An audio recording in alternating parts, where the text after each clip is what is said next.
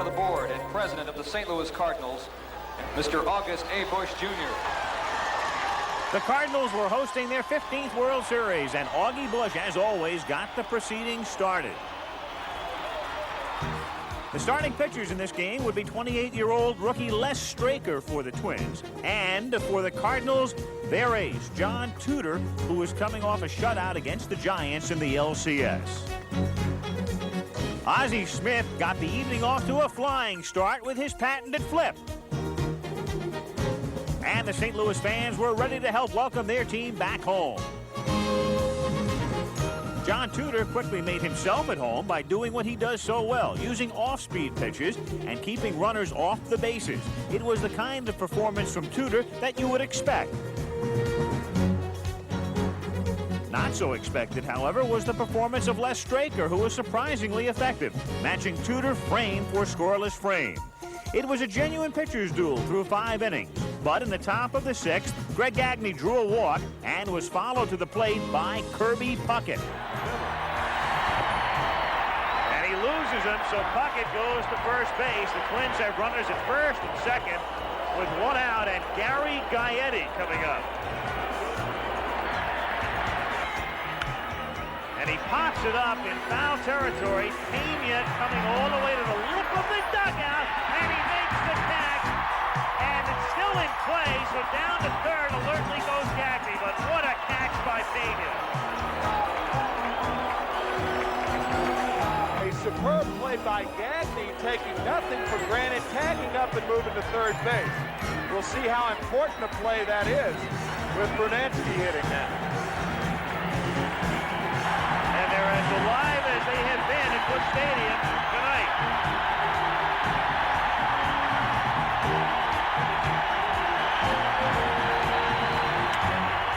Broken bat, looper to right center, base hit. And that scores Gagne. And moving to third is Puckett. So they break Brunansky's back, does Tudor, and he comes through with a base hit to make it 1-0.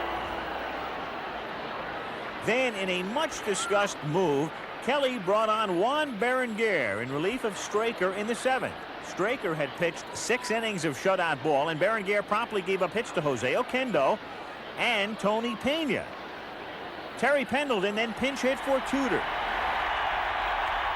He lays it down. It is a beauty, and he is out at first, probably only because he's not as fast as he normally would be. But he gets the runners over. So Herzog is able to advance the runners on Pendleton's bunt, and Vince Coleman now, who's drawn a blank. He's 0 for 3 and 1 for 11 in the series. Infield up at first and third, back at short and second. All he needs is a fly ball. He hit only 1 though all season. He grounds it fair for a base hit. Oquendo scores. Pena scores. The Cardinals lead 2-1. So the speedster, who had missed the '85 series after a freak accident had caused a leg injury, drove in the first 2 Cardinal runs. He'd score the third himself, and the Cards led 3-1 going into the 9th. Now the St. Louis fans had a chance to roar as Todd Worrell faced Randy Bush. To right field, Ford is there. Cards with it. So back in their own park, the Cardinals prevailed 3-1 with a win going to Tudor and a save going to Worrell. It was the Cardinals' first World Series victory since Game 4 of the '85 series, and for Vince Coleman, it was especially sweet. Well, in 1985, it was like a big pill to swallow. Having no input into the World Series this year, you know, it's a dream come true. You know, most guys get to play in the league for 15 to 20 years and never have the opportunity to be in the World Series. And here's my 3rd year and second chance, being able to get on base and to do something productively for our ball club to win when we was down 2-0. And, you know, that's something that I always cherish and I can look back on and, you know, and gloat over for the rest of my life. The Cardinals could do nothing right as the World Series opened in Minneapolis, dropping games 1 and 2 decisively. But last night, things changed. The return to Busch Stadium prompted a St. Louis turnaround.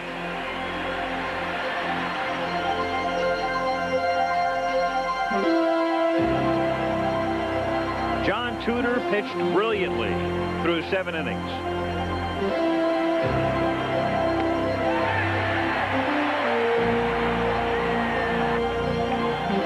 While Vince Coleman put the Cardinals ahead with a 2-run double in the bottom of the 7th.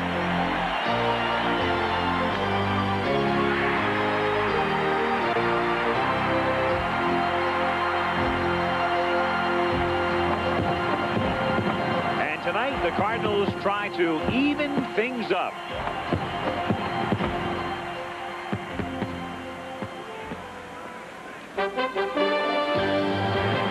ABC Sports presents the American League champion Minnesota Twins against the National League champion St. Louis Cardinals in Game 4 of the 1987 World Series. And once again, it's a very chilly night in St. Louis. Last night at this time, it was 45 degrees. And tonight, just slightly warmer, but still a very cool evening as we get set for the 4th game of the 1987 World Series before a full house, a full and enthusiastic house at Busch Stadium in downtown St. Louis, Missouri. I'm Al Michaels, and welcome to Game 4. And what a difference one night can make. The Minnesota Twins not only on a roll after the first 2 games, winning handily 10-1 and 8-4, and only 2 wins away and thinking of a sweep. Last night it was John Tudor and Vince Coleman who helped do the Twins in. Final score was 3-1, and all of a sudden with a victory tonight, we could be even, and with a victory tonight, that would mean a guaranteed 6th game, and we'd go back to Minnesota for that on Saturday, and if a 7th game would be necessary, that would take place on Sunday. There's an interesting pitching matchup tonight. Frank Viola goes to the mound for the Minnesota Twins. He pitched very well in Game 1. He was the winning pitcher, allowing just 1 run over 8 innings, and he will pitch tonight, and he would pitch a 7th game if necessary. Tonight on 3 days rest, and a 7th game on 3 days rest as well. Greg Mathews will be on the mound for the St. Louis Cardinals. Mathews, interestingly enough, was drafted by the Twins and offered between $8,000 and $10,000 in '82. He decided that wasn't enough money, so he went to Cal State Fullerton. The Cardinals drafted him in 1984 and paid him $3,500 to sign, so he'll try to make up the difference and a little bit more as he goes to the mound tonight to try to get the Cardinals even in the World Series. And now that it's all cleared up on this clear and cool night, you look down at Busch Stadium and the Gateway Arch in the foreground. And what has become a tradition here prior to several games in St. Louis taking place just a few minutes ago. August A. Busch Jr. on the Clydesdale-powered wagon made a supreme entrance before this large crowd in St. Louis, preparatory to Game 4. Pete Rose just got tough. Because now I use Tegrin medicated shampoo. Head and Shoulders, not tough enough. Tegrin's 4 times tough on all 4 major causes of flaking and itching. Get 4 times tough with Tegrin. Back to the baseball. Our man Michaels, who covers both. Al? Thank you, sir. And we'll find out if the Cardinals can get even, Peter, or whether the Twins can take a 3-1 lead. And right now, let's join the public address announcer here at Busch Stadium, John Hewlett. Americans for 3 decades. With us tonight to honor America are Peter Yarrow, Paul Stuckey, and Mary Travers. With our national anthem, Peter, Paul, and Mary.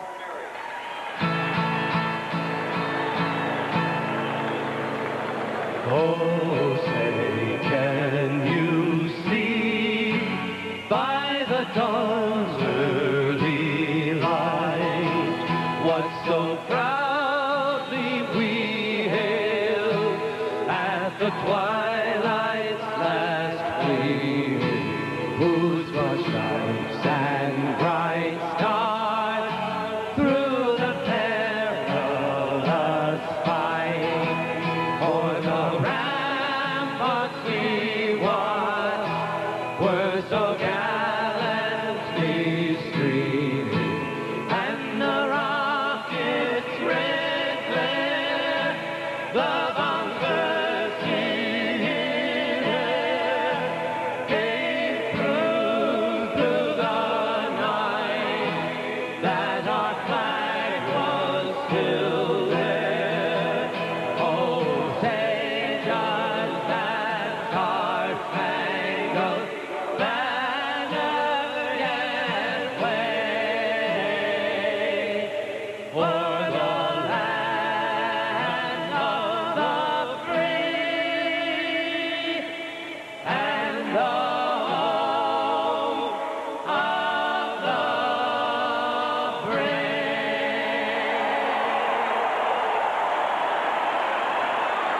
be back with Game 4 of the 1987 World Series after this word from Major League Baseball and a message from your local station.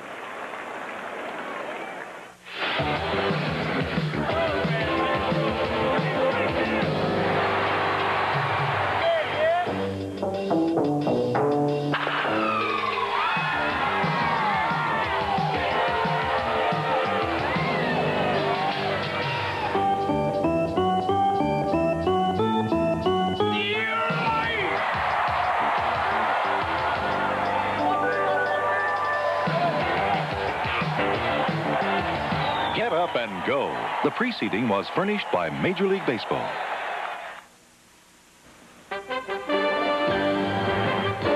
ABC Sports presents the American League champion Minnesota Twins against the National League champion St. Louis Cardinals in Game 4 of the 1987 World Series. And this ABC Sports exclusive is brought to you by Stroh's and Stroh Light. Now you're talking good times, and Stroh's is spoken here. By Chevrolet, the official car and truck of Major League Baseball. By New York Life, to help you get the most out of life. And by GE, from plastics to financial services, we bring good things to life.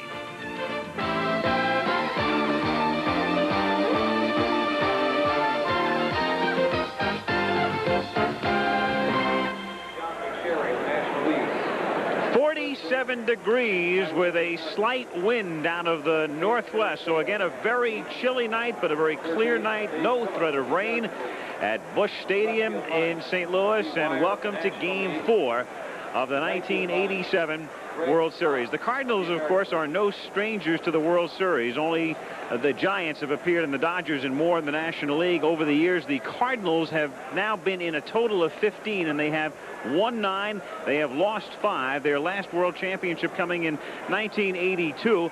Along the way, another world title came back in 1964, and a fellow by the name of Tim McCarver, the Cardinal catcher, in Game 5 hit this 3-run homer in the 10th inning. Mickey Mantle running out of room at the wall.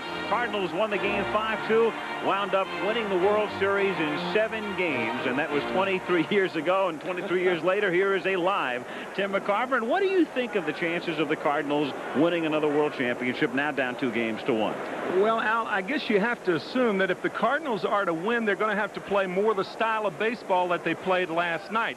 They beat the Minnesota Twins 3-1 last night on good pitching, good relief pitching, tight defense, and when they had to score runs, they did it with Vince Coleman driving in 2, and then a stolen base, and then Ozzie Smith driving in Coleman. The Minnesota Twins, on the other hand, if they don't get good pitching, they can outscore you. They can outslug you. So I think the Minnesota Twins, even though they're up, because they're up 2-1, I think they can have their pitching fail a little bit and still win the 9-8 ball game. I do not, however, think the Cardinals can do that. 3 runs enough for St. Louis to win it last night. As far as some other World Series memories are concerned, let's go back to 1966. It was Sandy Koufax's final game, and there was a 20-year-old right-hander on the mound for the Baltimore Orioles in the final game of the World Series by the name of Jim Palmer, as the Orioles won the world title, sweeping Los Angeles in 4 games. And here is one James Palmer some 21 years later. I don't know how many days rest you were working on, but so much is made, of course, on pitchers working on 3 or 4 days rest. And tonight, Jim, will take a look at Frank Viola working on 3 days rest. How has he fared in the past? Well, it's been a year of great success for Frank Viola. He won 17 games during the regular season, another one in the playoffs, another one in the World Series that we talked about earlier. 8 innings, only 5 hits, perfect, no walks, and 5 strikeouts.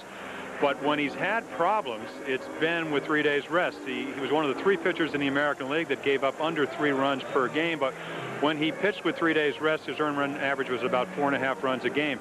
He matches up very well with the Cardinals, mainly because their strength is their running attack, and one of his strengths is holding runners on. So they should, even if they do get on, it's going to be difficult for them to run. Greg Mathews, on the other hand, 11-game winner for the Cardinals, will be pitching for St. Louis, and he is a clone of John Tudor, who we saw last night. A lot of change-ups, was sent to the minors, came back.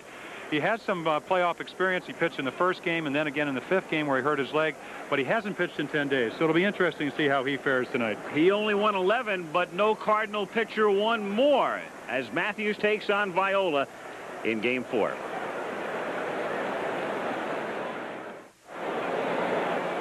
Ladies and gentlemen, we're proud to honor at this time 2 Polish Americans who went to Poland last month to conduct the first baseball clinic ever held in Poland and to distribute equipment that will further the development of baseball internationally.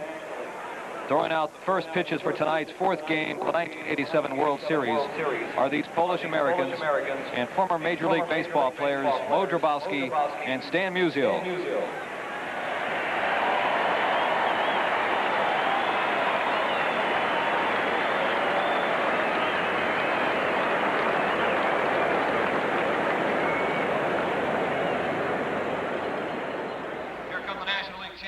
St. Louis Cardinals.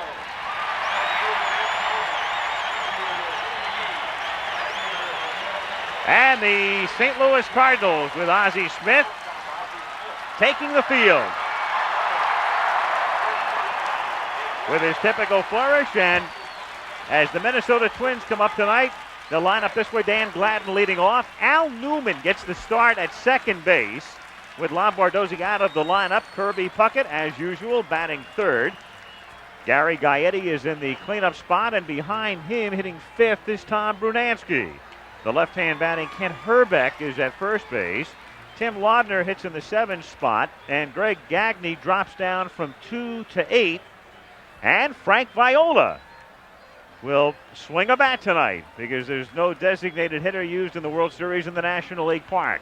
Cardinals, defensively, the outfield of Coleman, McGee, and Jose Oquendo. The versatile one is in right. Tom Lawless gets the start at third with Smith at short, Herr at second, and Jim Lindemann, the right-hand batter, is at first base. Tony Pena, very instrumental in last night's victory, is back of the plate. And the lefty, Greg Mathews, getting the start in the National League Championship Series. You'll recall he didn't know until he came to the park he would start in Game 1. What about Mathews? Let's find out from National League batting champion Tony Gwynn of the Padres. Watching Greg Mathews pitch is like watching a John Tudor clone, except that all his pitches are released from the same spot. There's no pattern of how he'll pitch you. He'll throw you any pitch he has at any time in the count, except I don't believe his changeup's as good as John Tudor's. He's got a good pickoff move. But the Giants saw something in his move that obviously tipped them off, and I haven't been able to figure it out. The Twins do not want to see a John Tudor clone after last night. Tudor allowing just 1 run through 7 innings of work. So Mathews loosening up, and about a half an hour ago, there was Whitey with his grandkids. Back of the plate. Well, one of the Minnesota Twin hitter said that John Tudor threw about 90% changeup last night. I think that's a little bit of an exaggeration, Tim, but what he did do is use his fastball enough to set up that changeup. When Tony Gwynn says that Mathews' changeup is not good at Tudor, doesn't mean he cannot pitch, because Tudor's outstanding pitch last night was his changeup. There's John Tudor in your picture right now, and when you talk about a team taking batting practice, that's what the Twins did last night against John Tudor, because I agree with Tony Gwynn that the Twins are facing a Tudor clone tonight. Even though Mathews, I think, will rely on the changeup. He throws that circle change, and Jim illustrated that last night. He'll rely on it more than Tudor will. So Mathews, who was forced out of his last appearance at Candlestick Park in the playoffs with a strained thigh muscle. Quadricep in his right leg, the one he lands on, not the one he pushes off. So, and that's 10 days ago. So he should, control pitcher. And there you saw the curveball. Excuse me, Al. That is one difference. Tudor has one, but only threw it to Herbeck last night. You will see his curveball along with a slider, along with a changeup and a fastball, and he'll throw it to right-hand hitters. Gladden, Newman, and Puckett in the first inning. Gladden takes a strike on the outside corner. John McSherry has a pretty wide strike zone. McSherry is back of the plate. He's from the National League. Ken Kaiser at first base. Terry Tata at second as Gladden swings and misses. Dave Phillips is the umpire at third. Lee Wire down the line in left, and Greg Kosk will be down the line in right. 1 ball, 2 strikes the count on Dan Gladden in his first year as a Twin. Traded from the Giants in the spring. Change missing away. 2-2 the count. pitches inside a lot more than John Tudor, and the way he does that is with both his fastball and his slider. But the key to hitting him, even for the power hitters of the Twins, is to hit the ball up the middle. You can't pull away and hit that changeup away. You just won't get to it. And down he goes. He turned it over. So Mathews starts with a strikeout. Gladden gone here in the first inning, and Al Newman is the batter. Again, look at his front shoulder. Now, he's throwing the fastball. He is open. By the time the ball gets there, he's swinging at that arm that looks like it's the same speed as if you're throwing a fastball way out in front on your front foot. Very tough to hit. Newman now takes inside. Lombardozzi has been playing second. Newman did appear as a pinch runner on Sunday in Game 2. But Newman saw a good deal of action during the regular season. He is a switch hitter and a much better right-handed batter. And he hits a fly ball to shallow center. Tommy Herr tells Willie McGee he'll handle it. 2 gone. So quickly 2 down, and Kirby Puckett is the batter. Puckett had a great year. Kirby hit .332, and he hit .339 against lefties, .329 against righties, so it didn't matter. And .362, as you can see, on the road, leading both leagues. Matter of fact, Kirby Puckett, since 1975, is the leading hitter in the major leagues against left-handed pitching. A .335 average. That's how well he hits left-handers. But he's been pretty cool in postseason play. Kirby was 5 for 24, under 200 in the American League Championship Series, and a pretty quiet 3 for 12 thus far in the World Series. And he lines it to left. Holman is there, had a little bit of trouble, but stayed with it. And down go the Twins in order after a half. Minnesota nothing, and St. Louis coming up. Cardinal lineup has Vince Coleman, as usual, leading off, and Ozzie Smith batting second. Then it will be the switch hitting Tommy Herr. First 3 all switch. Jim Lindemann, the rookie first baseman, the cleanup hitter. Switch hitting Willie McGee, batting 5th. Tony Pena, who batted 8th last night, hit 6th tonight. And another switch hitter, Jose Oquendo, batting 7th. Tom Lawless, the sparingly used one during the regular season, batting 8th. And the pitcher is Greg Mathews, who had 2 hits in his Game 1 playoff victory over the Giants. Frank Viola on the mound for Minnesota. Paul Molitor, of course, had a 39-game hitting streak during the regular season. And here's the Milwaukee Brewers Molitor talking about Viola. Frank Viola's development of a changeup over the past 2 years has taken him from being a good pitcher to a great pitcher. The one thing he has to be careful about there is he occasionally might tip his pitches, holding his fastball lower in the glove as opposed to his changeup or his breaking ball, which he holds higher up into the webbing. The Cardinals should have some success stealing third against him, but he does a very good job of holding runners on first base. And back of him tonight will be Dan Gladden in left, Kirby Puckett in center, Tom Brunansky in right, Gary Gaetti and Greg Gagne on the left side of the infield with Al Newman, the second baseman. Herbeck is at first, Laudner catching, and Frank Viola, with his brother getting married just prior to his taking the mound in Minnesota and sending him a nice little wedding present with a victory in Game 1 of the World Series. I asked Frank about John and Nancy and asked if he had talked to them since, and he said no. As a matter of fact, they're on a cruise, and he can't go ship to shore or shore to ship, I guess, in Frank's case. He's been on a cruise all year, too. Talking about Frank Viola. Been on a rolling cruise, yes. On the high seas. Donna, I beg your pardon, John and Donna. That's right. You might have given... Thank goodness they're on the cruise. Right, you might have given Donna a heart attack. Bottom of the first with Coleman to lead off, Smith and Herr to follow. No score. Gaetti has to shorten up at third to protect against the bunt. Coleman has started 2 games with bunts, and this time takes up high ball 1. Vince, as a right-handed batter, hit .268 this season, 32 points higher, and even .300 as a left-handed hitter. 2-0. Thing about the Cardinals switch hitters, Coleman and Smith are superior left-handed batters. Herr, a better right-handed hitter, and McGee and Oquendo were about even this year. Where they really miss a right-handed bat is with Terry Pendleton. Pendleton cannot swing right-handed. He can only swing lefty. 2-1. Well, and Coleman's such a superb year. We've talked about the stolen bases, 109. His batting average career high, 289. But one of the reasons what Johnny Lewis, the batting instructor, said is he takes a lot of pitches. He'll take 3 and 1 because he gets the same pitch 3 and 2 as he does 3 and 1. You don't want to walk him. 2-2 the count.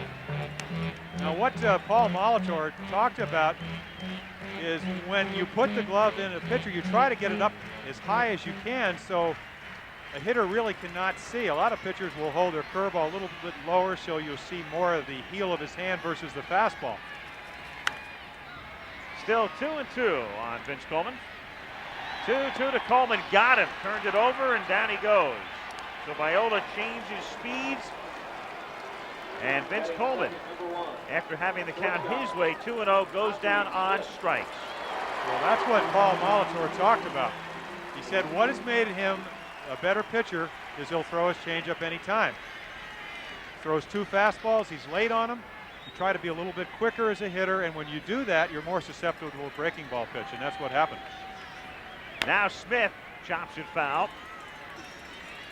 Smith this season, a left-handed batter hitting .335, but this way, a big, big difference. He batted .249, and there's her on deck. And it's 0-2. Smith reaches out and grounds it down to Al Newman. And Ozzie is gone. He becomes the second out, and Tommy Herr is the batter. The Cardinals, with the big 3 at the top of the order, Coleman, Smith, and Herr. In game 1, that's how they fared against Viola, who worked 8, and Keith Atherton, who worked the 9th in that 10-1 rout. So they were 0 for 12 without a walk, and that did not happen once in the regular season in all 162 games. So that's how unusual that was, and you can credit Viola in good measure. 2 down, strike to Herr, and the count is 0-1. Well, that's why after last night's ball game, Vince Coleman said, when I can get on 3 or 4 times a game and I can score 3 and 4 runs, I make a big difference, which is kind of an understatement, but it's really the truth. These guys have to get on, especially now that Pendleton is out of the lineup. Then they won't do it in the first inning because Gagne throws out Herr. Each team goes out in order. We'll go to the second with no score. No score. Game 4 of the World Series, top of the second inning, and the middle of the order for Minnesota. It's Gary Gaetti, Tom Brunansky, and Ken Hrbek. Mathews had a 1-2-3 first. Gaetti 4 for 12 in the series. Gaetti gets hit by the pitch. It grazed him. And so on a 1-2 pitch, the Twins get the leadoff man on here in the second inning with Gary at first base and nobody out, and Tom Brunansky coming up. Well, Mathews certainly doesn't want to do this. As a matter of fact, this pitch is just to show Gaetti, I would imagine, the fastball inside, and then he would go back outside, and the ball just nicks his shoulder. He did not hit a batter during the entire regular season in 197 innings. And it's a towering fly ball to shallow center field. Herr goes all the way out and camps under it for the out. Tommy's second put out. Gaetti remains at first with 1 down. And Ken Hrbek is the batter. Batting 6, number 14, first baseman Ken Hrbek. We said Gaetti doesn't run very much. They do a lot of hit and running with him, so he wound up with a decent number of steals, 10. He was caught 7 times, but he is not what you would classify as a real threat to go in this situation, in a straight steal sense. Hrbek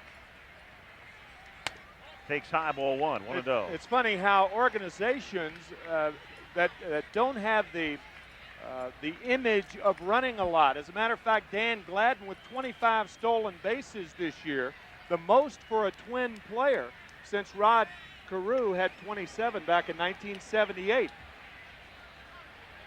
There he goes. It's swung on and missed, and the throw down to second doesn't get him. On the hit and run play.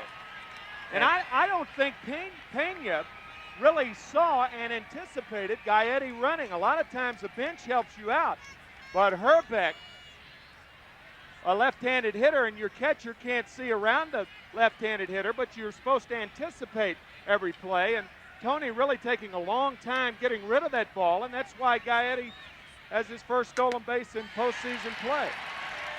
And the count on Herbeck is 1-2, so we'll see if Kent can cash him in. On deck is Tim Laudner. Whitey Herzog looking on as his club tries to get even. And if they do, it means a guaranteed 6th game Saturday in Minnesota. That gets away from Pena, who can't find it. And down to third goes Gaetti. I tell you, Tony looked like he was crossed up on that pitch by the way he went after the ball. He didn't turn his glove over. See how he stabs at the ball? He goes down and now can't pick it up, and Lawless has to field it. And it's going to go as a wild pitch, and Pena out there talking to Mathews. You see how he goes after that ball? Usually when a catcher goes down after a ball like that, in that particular fashion, it's a cross-up, and Pena talking to Mathews, I would assume that's what it was. And the Twins get a man to third on a hit batsman, a missed hit and run that results in a steal, and a wild pitch. And the Cardinal infield plays in. 3-2 the count. And he gets him.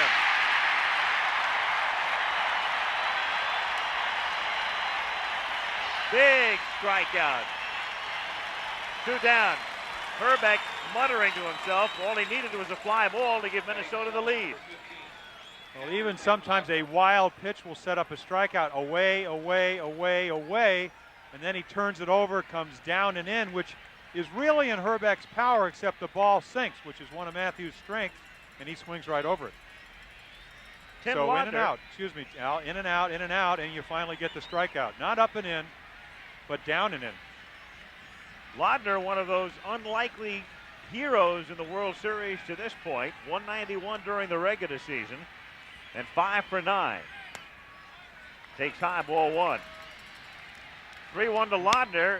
Is hit in the air to right field, and racing over is Oquendo, but he can't make the catch. It's a foul ball. And he's a little slow in getting up, but Jose getting a nice hand, going a long way, but unable to handle it. And so a long strike, and the count will be 3-2. Well, with the type of track that is down there, that's almost that rubber track around there, you don't get a lot of slide. If that were dirt or cinders, I think you'd get a little more slide and a little more resiliency. But see how he just stops. He hits and stops. That's closer to landing on cement than it is to landing on grass. That's right.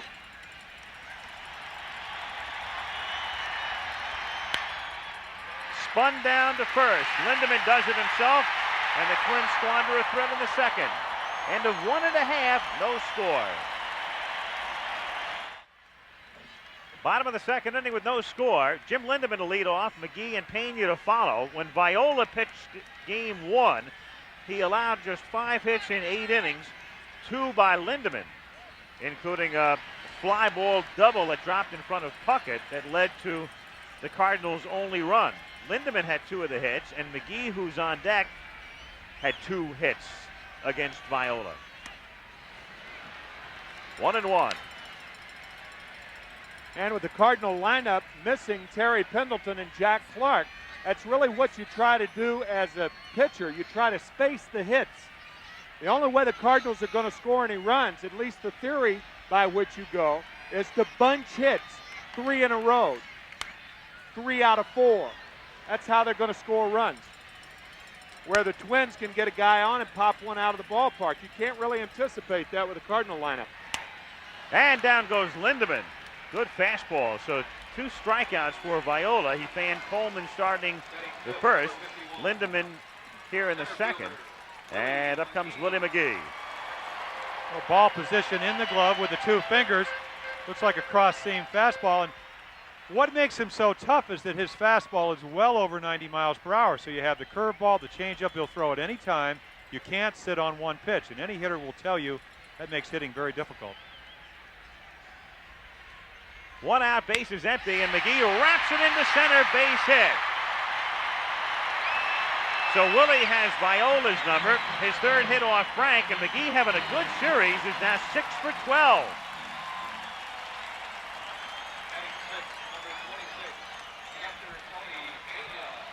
Tony Pena coming up. Pena making a great play yesterday. This coming in the 6th inning, going right to the edge of the dugout and in. And Talk getting about a big out. Talk about living on the edge. That's what he did there. Yeah. You can die on the edge here in these dugouts. Breaking pitch missing, and the count 1-0. Look for McGee to run right here. Pena hits the ball well the other way, and the Cardinals have to put their runners in motion in order to score runs. They cannot play a passive game. Ideal time to do it because the Twins probably won't pitch out. It's 1-0. It takes a lot of guts to pitch out when you're behind in the count. And it's 2-0 now. So Pena steps out for a look at McLeva at 3rd. 3-0. Pena taking looks at a strike, and it's 3-1 with Oquendo on deck. I'll tell you, there's a dramatic difference in the leg kick of Frank Viola and the leg kick of Greg Mathews, for instance. Viola just shuffles that right leg forward, and Mathews takes it all the way back as if he were warming or winding up. McGee goes, and it's drilled toward the gap in left center field. Puckett charging in and has to short hop it, and McGee stops at 2nd.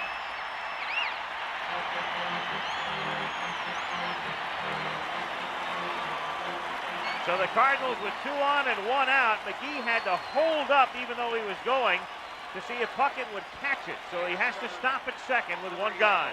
Well, ball off the end of the bat, and I don't really think Willie McGee knew where Puckett was playing. Puckett looked like he faked, but not a great fake. He was out in right center field because we've seen Pena drive the ball and hit the ball between 1st and 2nd. But Puckett gives him the fake. McGee falls for it, and instead of 1st and 3rd, and a fly ball scoring a run, you still got a double play in order. Ground ball could get you out of the inning. Jose Oquendo taking ball 1. Oquendo last night got the 7th inning started with a base hit. Now Willie slows up before he gets to 2nd base. I agree with you, Jim. I think Puckett made a good play once the ball did bounce. But Willie should have been a little more aggressive on the bases. 2-0 the count. The first responsibility a base runner has is to turn around and check all the outfielders and see how deep they are. And to echo that thought, I don't think Willie did that. The ball did fool him a little bit. But a case could be made that he should be on 3rd base right now. And where he was playing, Puckett was playing him over toward the gap in right center. Yeah.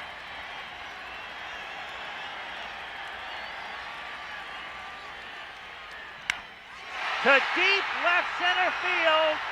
Gladden goes all the way back and makes the catch, and the runners have to hold. When it left the bat, it looked like it had a chance, but it just died. And Gladden able to race back and make the play. I'll remind you of the 3-run home run Jose Oquendo hit off Atlee Hammaker. The difference is a high fastball. And you're going to see right now Gladden playing shallow where he should be playing because Oquendo only has 1 home run during the regular season. That from the right side runs it down. That's Death Valley out there. Very rarely will you see Oquendo, a line drive hitter, be able to hit the ball up in the air and get it over the outfielder's head. Now, he can't hit those gap shots. If that ball is lower line drive, that's a double or a triple. Yet another case to be made also for an outfield playing shallow with the type of hitter like Oquendo up. Oh, definitely. They played him the way you should. You make him hit the ball over your head, especially in a big ballpark. Tom Lawless with Wayne Terwilliger positioning the defense. Lawless came up only 25 times all season, and he was 2 for 25. He hit .080, and the only reason he's playing in the World Series as a starter against left-handed pitching is the Pendleton injury. The 1-0 to Lawless, in for a strike, and it's 1-1. One of the big reasons that Terwilliger was pushing the infield back is you've got the pitcher on deck, and he wants to give the infielders every opportunity, if they can't make a play, to knock the ball down. The bases loaded and 2 outs, you'll take your chance with Mathews hitting. 1-2. Normally, you wouldn't see Al Newman play that deep with Tom Lawless hitting. But with 2 outs and Willie McGee on second base, he's going to play a couple of steps deeper. He's shallow right now, but he'll move back actually into short right center. You'd never see him with nobody on playing that shallow for Tom Lawless. And the count is full, and what that means now is the runners are going. And also a 3-2 count means that they're going to make Frank Viola work on 3 days rest. He threw 100 pitches the other night, a lot more than he had to do in that first ball game. 7 runs in the 4th inning, a big lead. Just go out there, pitch your game. 1 pitch is not going to beat you. That may not be the case tonight. 3-2 the count. McGee and Pena go, and it's cold, strike 3. So the Cardinals strand 2, no score as we go to the 3rd, and we'll be back after this message from your local station. Now you can enjoy all the memories of the 1987 World Series with a copy of the official World Series program. With more than 90 pages of facts and figures, it's a real collector's item. To order your souvenir program, just send check or money order for $6 to World Series Program, Post Office Box 87, Trenton, New Jersey 08651. That's Box 87, Trenton, New Jersey 08651. Please include your proper return address. The preceding was furnished by Major League Baseball. Goodyear Blimp 1,000 feet above Busch Stadium. The Goodyear Blimp Enterprise, piloted by Richard Daniels, high above Busch Stadium on this clear and cold night with the temperature in the mid-40s.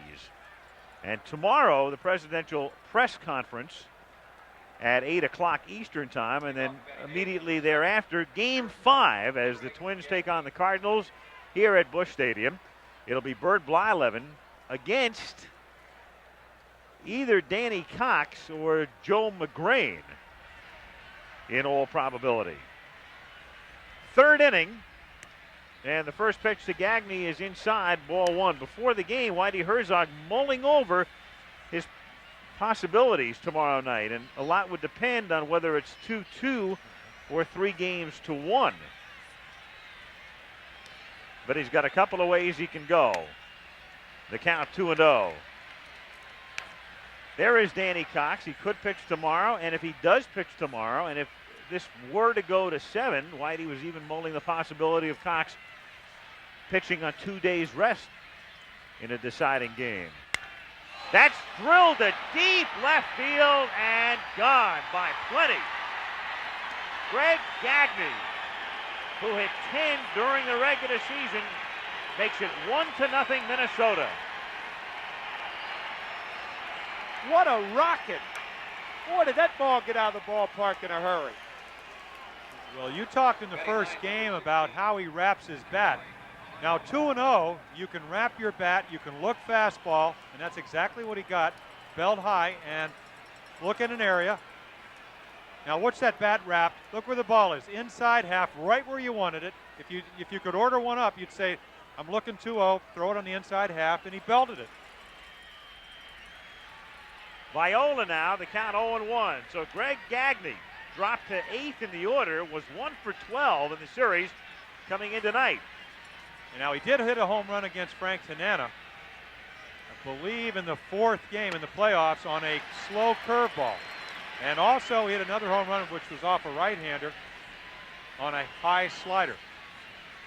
So he's had a good postseason, more so in the playoffs in the World Series till that swing. 1-2 now on Viola. Frank, of course, hitting for the first time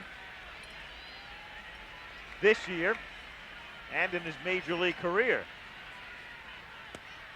And he looks like it. Swinging for the first time, not hitting. There is a difference. Yes, there was then.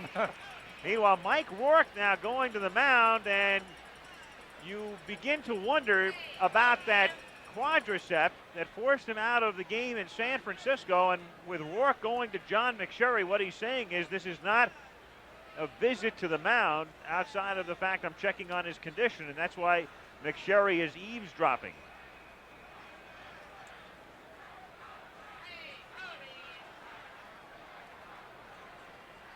You can see, as you would expect, mixing his pitches, which is what he is. As I said, he's a pitcher, not a thrower. He's not the type of guy that's going to be overpowering. Good blend. He had pretty good command of his changeup. The only mistake he's really made is with that fastball 2-0. Really, first of all, getting behind 2-0. Yeah, well, that's the key. You Yes. know, and you talk about it, and you keep talking about how it's so important to stay ahead. An experienced hitter like Gagne can look for that pitch, and boy, he got it. So a lot of times it's not the pitch, it's how you got there. And it's not necessarily the 2-0 pitch, but getting 2 balls and no strikes to begin with. Whitey has to be a little concerned right now because Rourke paying the visit to the mound to check on Mathews. And if Whitey has to go to the bullpen as Rourke makes his way back to the dugout, he's got Bob Forsch and he's got Rick Horton. And I suppose if he wanted to, he could go with Joe McGrane. Gladden at the plate, and the count 0-1. And the importance of the opposite leg, the one you don't push off, and in this case would be the right leg of Greg Mathews, is this is the leg that you use as a hinge. It allows you to get that front leg down, and let's face it, Greg Mathews is a low ball pitcher. He has to use that right leg, which is the one he hurt up in San Francisco, as a hinge for him to be able to have the good control that he needs to have to be effective. Strike, a delayed call by John McSherry. Now just kind of concentrate on that, not the leg he pushes off, but the right leg, and watch how he hinges it when he lands on it. Right here, and see it just kind of used as a hinge. Now if that leg is too stiff and you get a little bit tired, what will happen to pitchers, you'll get up in the strike zone. And when Mathews gets up, we saw the result, long, hard hit balls. Gladden fouls one off his foot, so Rourke is on the phone to the bullpen, even though there's no activity down there. Well, Bob Forsch, as you were speaking, Al, made his way down to the bullpen. So Bob is down there right now. Dave Ricketts, the bullpen coach, appears to possibly be getting Forsch up right now. To left field, and Coleman comes in to make the catch. So one left fielder flies out to the other. And with 2 down here in the 3rd inning, Al Newman is the batter. It's not an emergency situation to get a pitcher up in this circumstance, because if Mathews was forced to leave the game, and we say this for the benefit of those of you who don't watch a lot of baseball during the regular season, if he had to come out of the game because of an injury, then whoever replaced him would get as much time as he needed to warm up. 1-0 the count on Newman. Well, I have a lot of respect for the Cardinals, because in that 5th game, in a crucial game in the playoffs, when he hurt that leg, they said it wasn't up to him. He wanted to pitch. They said, we're not only thinking about this year, we're thinking about the future. They went to Forsch. They ended up losing the ball game, and then eventually won the 6th and 7th game here in St. Louis. So they cared more about his health than they did about the outcome of the game. There is Steve Lake, who is one of the reserve catchers for the Cardinals, in case there is activity in the bullpen. And it's 3-1 now. And there is Bob Forsch, and he's going to start to heat up.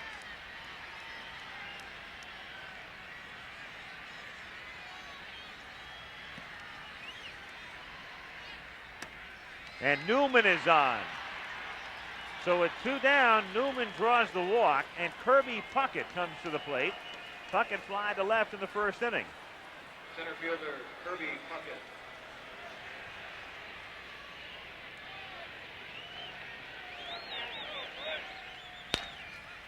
Toward the hole, corralled by Smith, who goes to her for the force. Nice play by Tommy.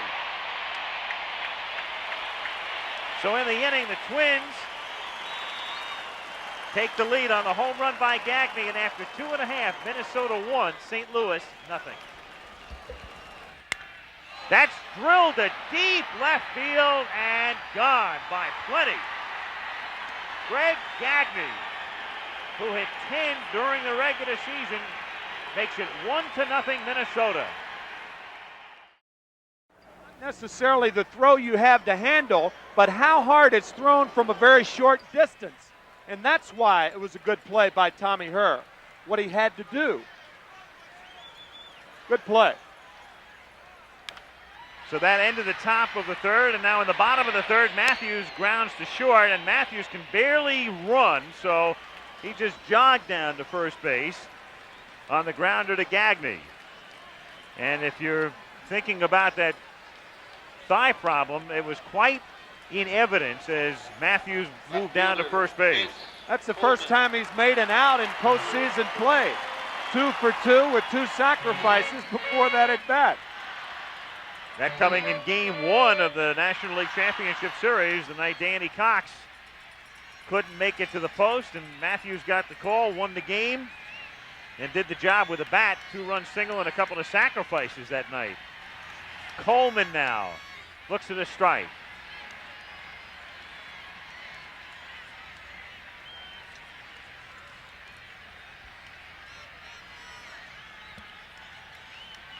Just jogging. Half swing foul, and it's 0-2. It's not the way it's supposed to be done, and you don't. And he's been around long enough where you try to run those balls out. I mean, at least with a little more effort. I'd have to assume that his leg is bothering a little bit. 0-2 to Coleman. Breaking pitch, line to right field at Brunansky, and he makes the catch. Tom Brunansky, during the course of the regular season, he makes a lot of catches like that. He has the knack of gauging those low sinking line drives, going to his knees and making the play. And the reason that outfielders will slide on the rug like that is because when they slide, it is a timing play. And by sliding the gloves down there, that's why they prefer that as opposed to bending from the waist. He's got that moved down to a science. Yeah. What makes that play even better is that if the ball gets by him, that's the score is tied. I mean, no doubt about it. Coleman will circle the bases. I only saw one guy that I think could run faster, and that was Willie Davis. Dropped the bunt down in Miami. They overthrew first, and he was coming by home before you could know. I mean, it was unbelievable. Long, beautiful strides. Coleman, a little choppy steps, but gets the job done the same way. I don't think I ever saw anybody go from first to third faster than Willie Davis. Long-time Dodgers center fielder. 1-2 the count. Well, we showed the Jim Palmer highlight as you look at the graph on Frank Viola, mainly fastballs through 2. Showed Palmer's 66 World Series triumph, but that's one World Series Willie Davis would love to forget. Well, that's what we said in the production meeting. I said, they said you beat Koufax. I said, I didn't beat Koufax. Willie Davis beat Koufax. Dropped 2 fly balls in a row, and then want to let everybody know that he couldn't catch the ball, but he has a good arm, so he picked it up and threw it into the third base stands. See you later, Sandy.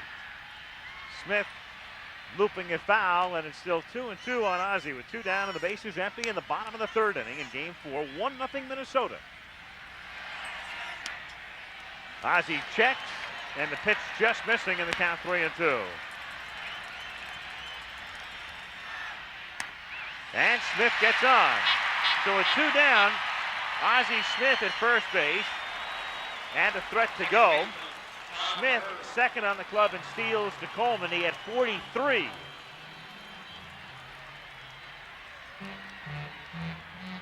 Tommy Herr has been about as cold as the weather through the playoffs and the World Series.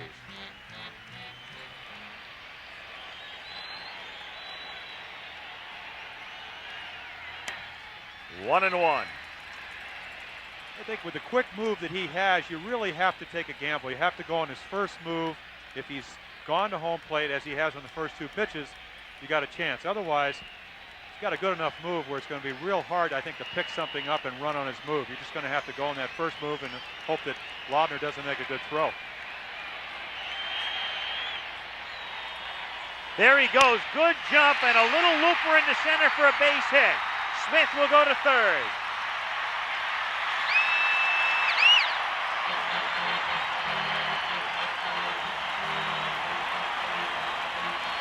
Well, that was not a hit and run. That was a matter of Ozzie Smith running and Tommy Herr hitting it. There's really no advantage or no percentage to putting on a hit and run with 2 outs, because one of the reasons that you put the hit and run on is to get the runner to third base. And in this particular situation with 2 outs, you still need, for the most part, a base hit to score Smith from third. With nobody out or 1 out, then you do employ the hit and run. But that was just a matter of Smith running, Tommy Herr choosing a good pitch and smacking it. Jim Lindemann now, 2 on, 2 out, takes a strike. Lindemann struck out. Viola blew him away with a fastball in the second inning after Lindemann had picked up a couple of hits in game 1 off Viola. Into left field, base hit, game is tied.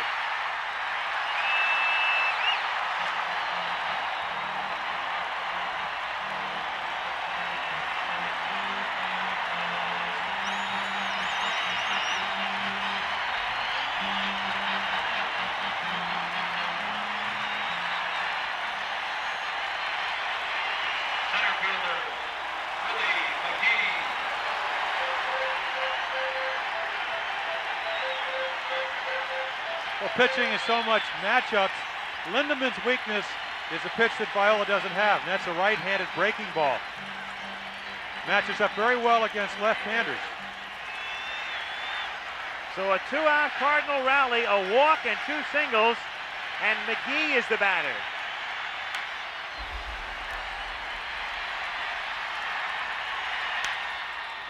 Oh, and 2. As a matter of fact, that's the first walk Viola has issued. He issued no walks in game 1 while striking out 5.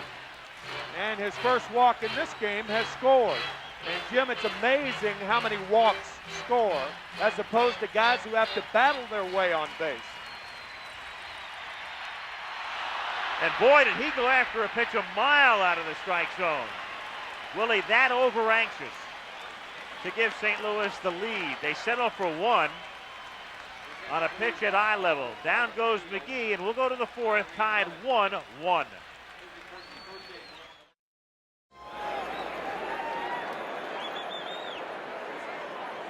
I have never seen a hitter that would not exchange a bat for a hit, especially with a runner in scoring position. And Jim Lindemann, obviously, no exception. That ties it, and we go to the 4th inning. Al Michaels with Jim Palmer and Tim McCarver. Busch Stadium, game 4. Twins leading in the series 2-1. And Gary Gaetti starting things in the 4th. Middle of the order, Brunansky and Herbeck to follow. Gaetti hit by a pitch in the 2nd inning. Wound up at 3rd, but was stranded there. And he rips it into left field for a base hit. The leadoff man is on for the Twins. Second time that has happened tonight, and up comes Tom Brunansky. Right fielder Tom Brunansky. Brunansky popped out in the 2nd inning. Twins 1 under against righties, and during the regular year 9 over against left-handed pitching. A predominant right-handed hitting ball club. The only real power hitter they have is Herbeck. Randy Bush has played, but only 11 home runs as their DH and right fielder sometimes. Brunansky takes a strike. Rick Rennick coaching at 3rd. Doubtful that anything will be on. You let your bigger, stronger hitters hammer away. Maybe a guy like Herbeck against a left-hander who's less inclined to hit a long ball, but you want Brunansky to choose a pitch. He chooses this one and hooks it foul. And the count is 0-2. And you might say, well, what about a hit and run? Well, on the hit and run, you're compelled to swing. You have to swing, and you don't want a guy like Brunansky with all that power wasted on a time at bat where he must swing the bat. Broken bat knocked down by Mathews, goes to second, and in time for the 4th. Nice play by Mathews. Bat shattering, he's able to knock it down, had the presence of mind to still get the lead runner at second base. So Gaetti is erased. Brunansky is at first with 1 down. Well, once you throw the ball, you become a fielder. And you saw, again, second consecutive inning of batting shattered. And what makes this play possible is his good reflexes, and also the fact that Gaetti has to wait and see if the ball is going to be caught. Herbeck now, who struck out in the second inning. Looks for the strike, 0-1. You will see a lot of broken bats if a guy keeps pitching in, and the ball is what they call is a heavy ball. A guy like Dave Jervecki breaks a lot of bats, but what they're doing tonight, both Viola and Mathews, is in and out. In the air to right center field and shallow, Oquendo comes charging in and makes the catch.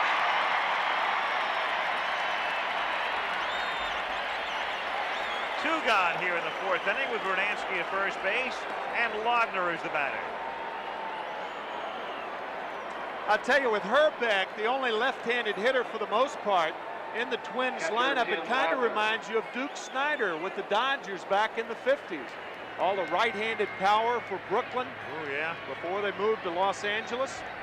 And you get to face a lot of right-handed pitchers as a result. Furillo, Hodges, Campanella. Up high, ball one. Shotgun Shuba. Yep. Pee Wee Reese. And then when they got to LA, that power hitter Wally Moon with a moon stroke. The moon shots at the Coliseum, yeah. To try to sit out behind that screen and catch one. Runner goes, pitch is high, throw is high, and a good jump that time for Brunansky, who just took off and stole that one on Mathews. Well, Minnesota scouts were obviously aware of the fact that when Mathews takes that front leg behind the back leg, that you can steal easily on him. And Whitey doesn't like what he's seeing. And it's another one of those visits to the mound, which is not charged as your typical visit. In other words, you're allowed one, and then the second time out, you'd have to remove your pitcher, and that's why McSherry's there. And that's it. He's going to have to come out of the game, as was the case in San Francisco during the championship series. Herzog can't go any further with him, and he's got to go to the bullpen and go to his long man, Bob Force. So it's 1-1 in the fourth, and we'll be back. Well, you see Greg Mathews, the same injury that kept him after 3 innings from going any farther out in San Francisco in the 5th game. Goes a little bit farther tonight, but has to leave, and we will see Bob Force. So Force comes on in relief, and let's get the inside pitch on Bob Force from Tony Gwynn of the San Diego Padres. Bob Force is an experienced pitcher. He knows how to pitch. He mixes his pitches well. He throws a fastball, curveball, slider, and straight change, and he doesn't give in to the hitter. He's always around the plate, and he's tough to steal on. He's real quick going to the plate, which is going to make it tough for Twins runners to try to steal a base. I'll tell you, one of the keys to Tony's comments was that Force does not give in to the hitter. He actually tries to get hitters out on balls that are just off the plate. They serve as the appearance of a strike, but they're rarely strikes. Early in the count, yes, but I think Bob takes your attitude, Jim. Stay ahead and then expand the strike zone, and he does it really well. He can't stay ahead here because he inherits a count of 2 balls and no strikes to Tim Laudner, and now it is 3-0 with Gagne on deck. So 2 down, 4th inning, game tied 1-1, and Brunansky at second base. Force, a Cardinal since 1974, and again a 3-0 green light, and it's fouled away, 3-1.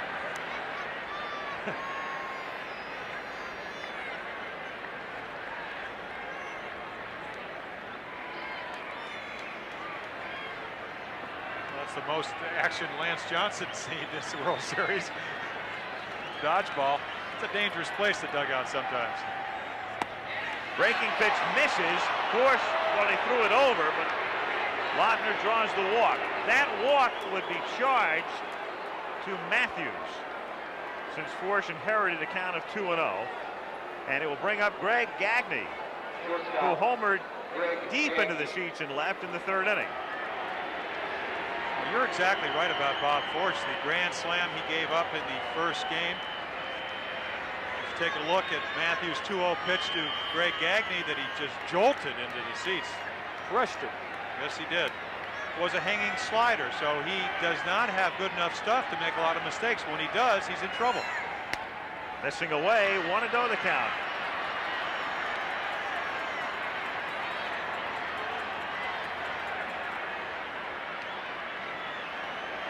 Gagne with 7 hits in postseason play, 3 homers, 4 doubles. 1-1. That's the pitch right there that's going to be successful. Everything he throws has to be down in the strike zone, and he has to be on the corners. If he's in the middle of the plate, it's not going to be effective. Won 154 Major League ball games. 2 of them no-hitters. Once against the Phillies, once against the Expos. 1-2.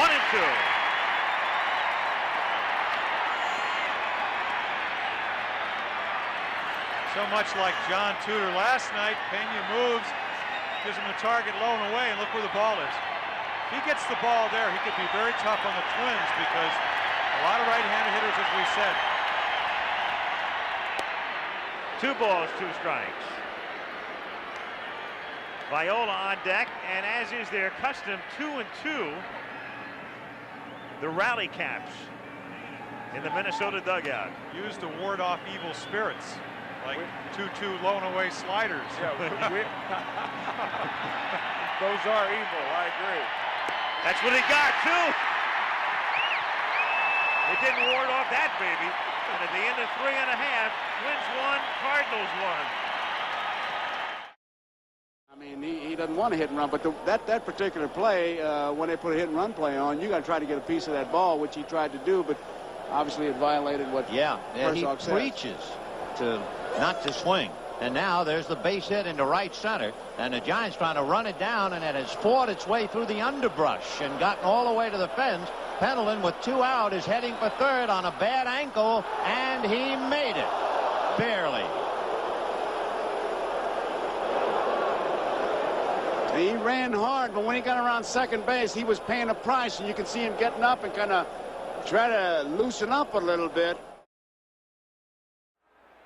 Well, that Twin ritual with a count 2-2 didn't pay off. It is explained by second baseman Al Newman. It's called the rally caps. Anytime there's 2 outs and 2-2 count, all the guys take their hats off and shake them in this manner, and hopefully good things will happen. Thus far, this series has been 6 for 6, and it's been working. But it all started back in the guys from Portland who came up in September, brought it up with them, and we just incorporated it into our offense. But as Palmer said, it couldn't ward off that low and away 2-2 slider. So there's 6 for 7. And the game is tied as we go to the bottom of the 4th inning, and Pena starts things off with a count 1-0. Pena, Oquendo, and Lawless facing Frank Viola. Tony singled in the second. He's 3 for 10 in the series. And it's 2-0.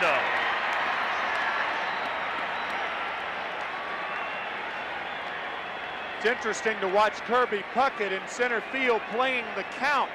He was over into right center, and now with the count 2-0, Pena more inclined to hit the ball straight away, but Kirby playing the count. And that's one thing I've noticed about watching Kirby Puckett playing center field. He does that as well as anybody, and you don't see a lot of outfielders do that anymore. 3-0 the count. And the reason he does that, and you're exactly right, I picked on that maybe because I don't think it's that obvious. A guy who was a great hitter, Larry Heisel, impressed me, and I think when watching a player, when you see him do that, you know he's heads up, not only offensively, but on defense, which is such an important part of the game. Because he knows Viola does not want to walk the leadoff hitter, whether it's Pena or anybody. And he loses Tony, so Pena draws the walk. It is the first time tonight the Cardinals have gotten the leadoff man on, and Jose Oquendo, the number 7 hitter, comes up. I guess really to simplify that thought, when a hitter is ahead in the count, he's more inclined to pull the ball.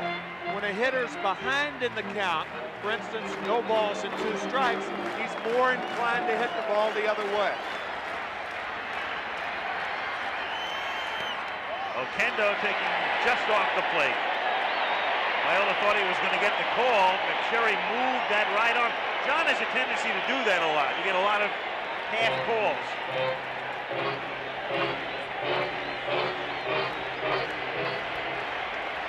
Pena with a very conservative lead at first. And that's over. And it's 1-1. Frank Viola working on 3 days rest. There it was during the regular year, 4.74 ERA. And just about 2 runs less with normal rest.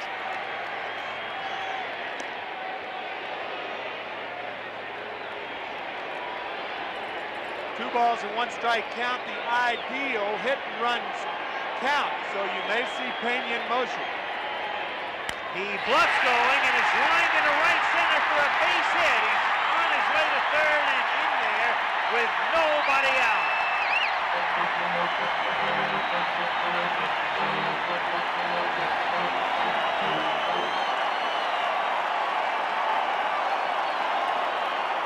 Pena, as the runner at first base, is not compelled to get a good jump. Therefore, he cautiously breaks off of first base. He picks up the ball. Oquendo lifts it into right center, and now you have a first and third, nobody out situation. Watch how Pena just cautiously breaks off of first. The runner at first base, it's not a stolen base that he's attempting. He does not have to get a good jump. However, it's up to the hitter to make contact, and that's what Oquendo did. Now Lawless takes a strike. Laudner bluffs throwing to third. The Twins bullpen will get busy with the go-ahead run, Pena at third, and Oquendo at first, and nobody out.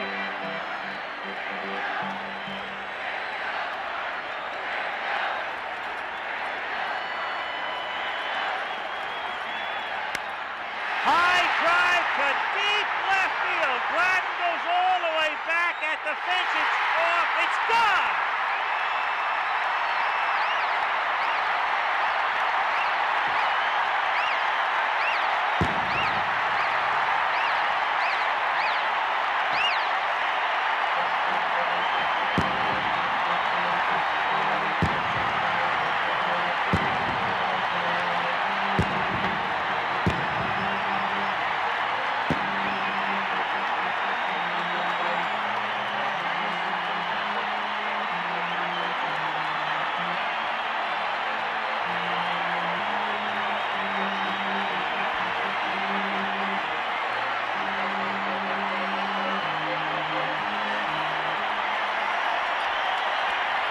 Did we really see that?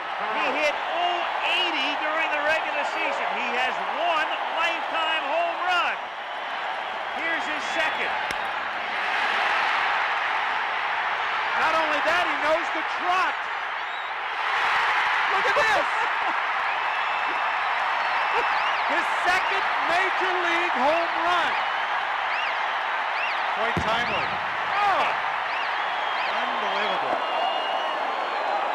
Shades of San Francisco, Jose Oquendo. It was Oquendo's third major league home run, and now we're seeing Lawless's second.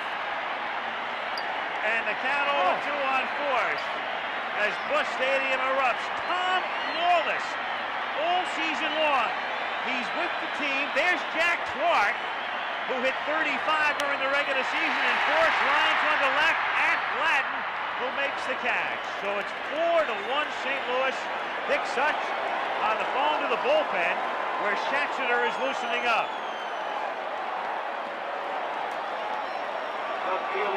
He hit 25 times during the regular year, had 2 hits, one of those on the final day of the season, and Danny Cox can laugh along with him.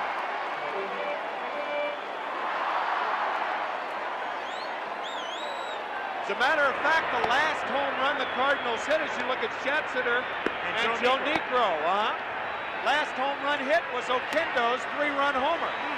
The 7th game of the series against the Giants. There's Coleman coming out of the dugout along with Smith and Jack Clark and Ken Dayley, and they can't believe it.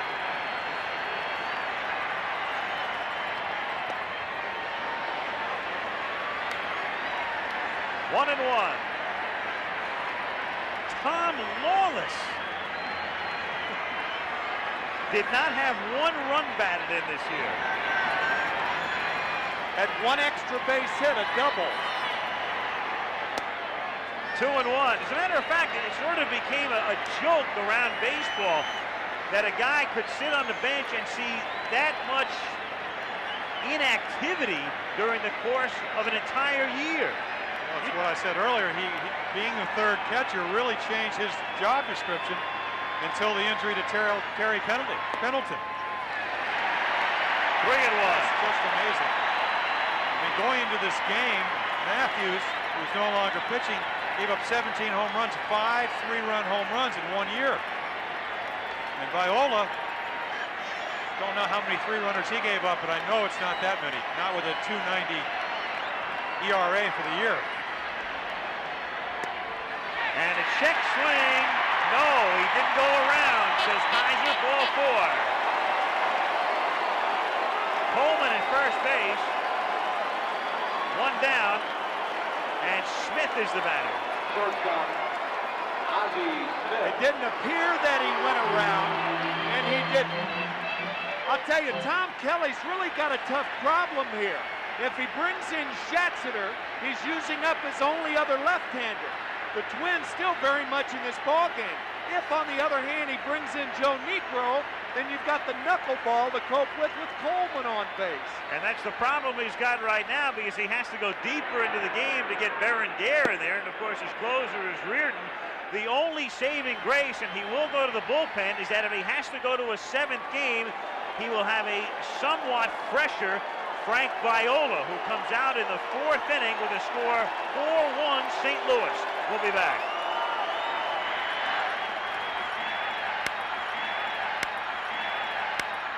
High drive to deep left field. Gladden goes all the way back at the fence. It's off. It's gone.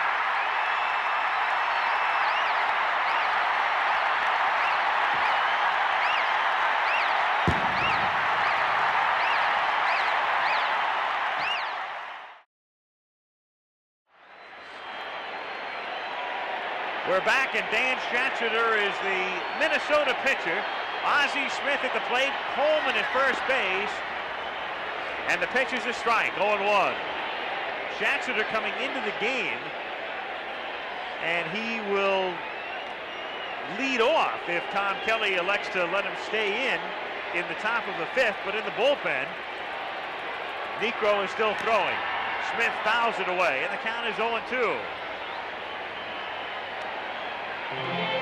Schatzeder came in last night,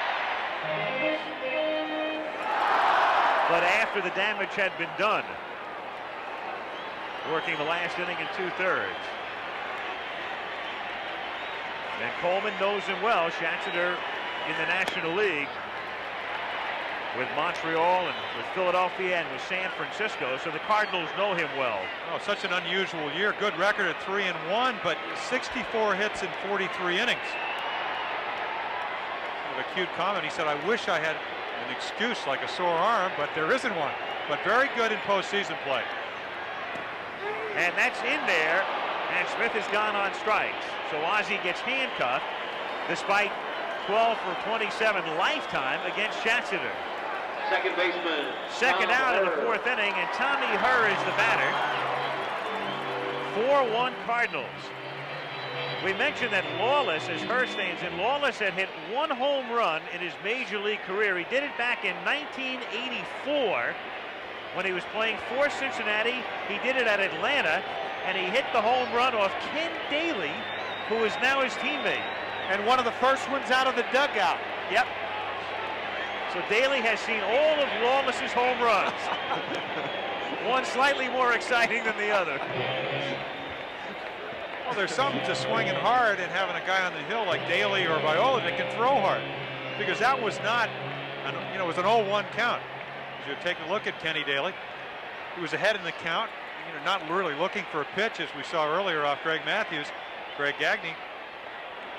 Amazing that he'd get that kind of bat speed, because he's a contact hitter, hits the ball the other way, and all of a sudden he's going off the facade for a 3-run dinger. He did have double figures in home runs once in the minor leagues. His high was 13.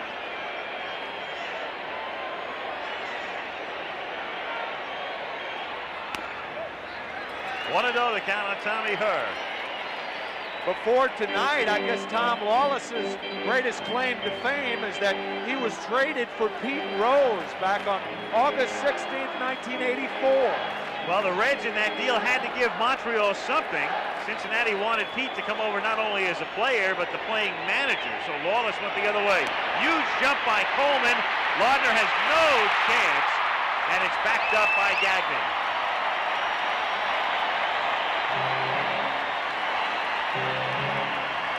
So a steal for Vince, and the count is 2-0 on her with Lindemann on deck. Well, this is what seeing a guy, he knows the move. It's elementary. Not a chance for Tim Laudner. Gagne backing up keeps him at second base. See him drop his arm. He was trying to get rid of the ball so quickly. One step. Yeah. The result was high and away and a stolen base. So he's behind Tommy Herr 2-0 with Coleman in scoring position. 3-0 now. So one thing in baseball, you really can't control speed. I mean, it changes everything. Pitcher releasing the ball, players trying to make the play more quickly, catchers trying to throw. Middle infielders, your second baseman, shortstop moving around. Yep. Now ball 4 is intentional, and Lindemann will come up. Niekro is still throwing in the bullpen. One thing that Kelly can think about is if he wants Schatzeder to hit to lead off in the 5th inning. Schatzeder is an excellent first baseman. 253 career average with 5 home runs. And the last American League pitcher to get a hit in the World Series, Tim Stoddard, back in the 1979 series. Since that time, American League pitchers have gone 0 for 62. There goes Coleman. It's ripped into left center for a base hit.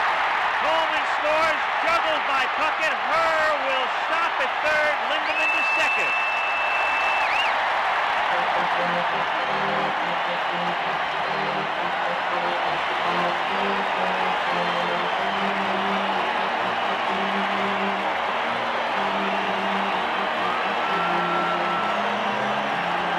Jim Lindemann tied it back in the 3rd inning, and now he makes it 5-1. And it's going to be scored a single and an error on Kirby Puckett for this boot right here, allowing Lindemann to go to second base.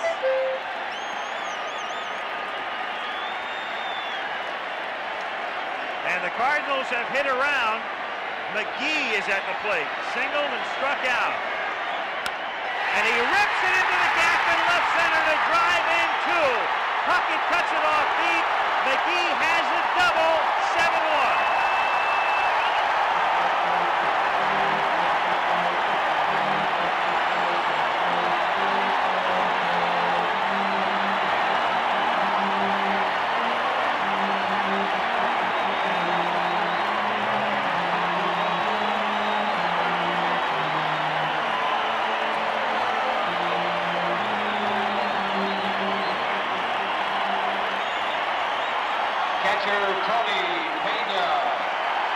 Ball. Let's make contact, hit the ball back up the middle. It's what Willie McGee does so well. Puckett keeps him from getting his 12th triple of the year. You get an idea that not only can he hit, he can run.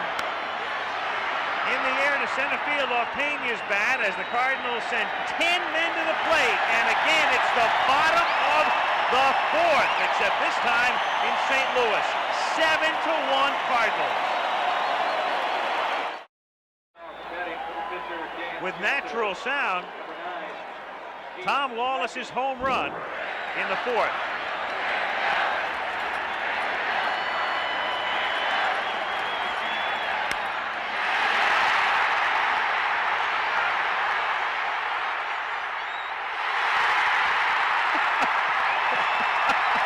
I can't believe he did that. That ball didn't go out by that much.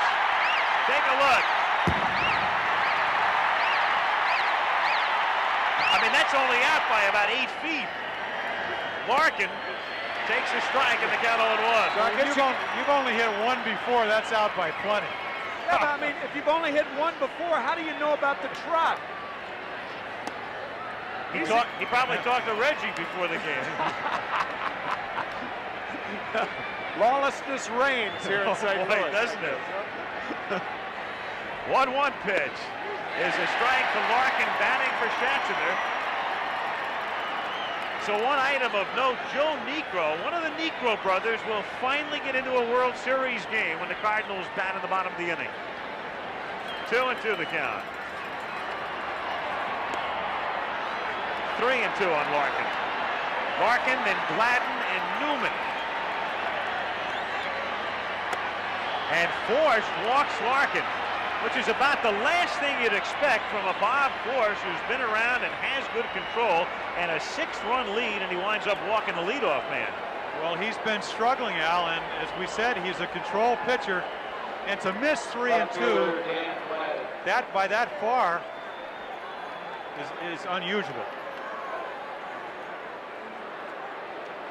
Dan Gladden now 0 for 2, and he is 4 for 15 in the series. That's hit into right center field for a base hit and maybe more. Oquendo cuts it off. Gladden will settle for a long single, and Larkin goes to third. So the Twins stirring here in the top of the 5th. Again, it may be premature, but we said at the top of the telecast that the Cardinals do not want to get into a slugfest with the Twins because the Twins have a much better chance, even with the 7-1 lead. I think Whitey's thinking about getting someone up now. And that's exactly what's going to happen. They have Lee Tunnell and Rick Horton and Ken Dayley, and that's Horton who gets up. Of course, the closer would be Todd Worrell, and they would think about him in the 8th and 9th innings, and Rourke goes to the mound. And also that's Tunnell, so Horton is the lefty, and Tunnell is the righty. 7-1 Cardinals, with Al Newman at the plate. Runners at first and third and nobody out. Strike, 0-1. So much talk about after Jose Oquendo hit that 3-run home run in the last game of the playoffs to really put him ahead. Talked about getting the film of Rod Carew's hitting instruction. This is what Al Newman's going to do this offseason. He said he's so disappointed the way he's hit it left-handed that he's thinking about not only getting the film, but going out to the school. Wants to work with Rod. Pretty good guy to over 3,000 hits to work with. 1-1 on Newman. Infield double play depth. And it's 2-1. It's so apparent that Bob Force is struggling with his control. That's why they have the bullpen up. That's why Mike Rourke went out. Whitey Herzog knows it as well as we do. 2-2.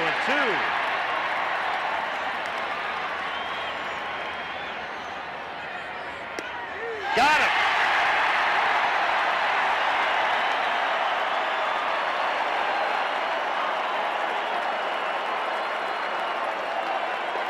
First out here in the 5th inning. One of the criteria to be a good hitter is to know the strike zone.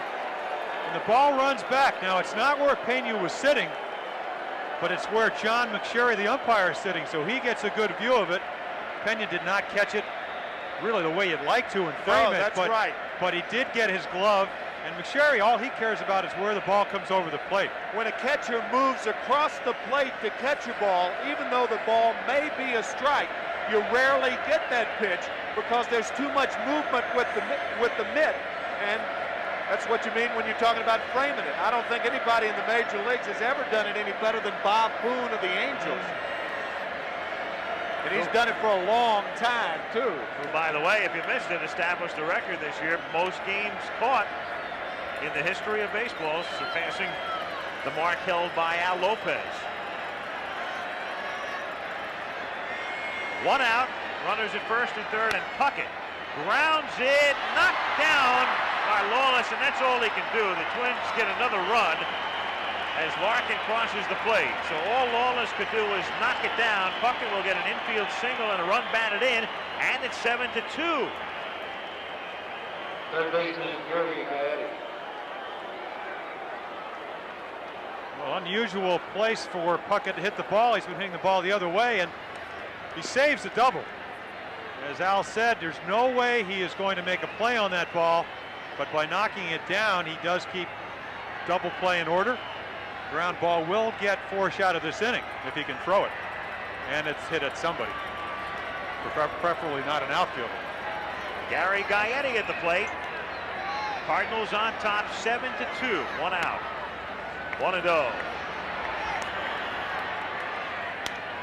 Grounded toward the hole. Ozzie can knock it down, throw, and get him.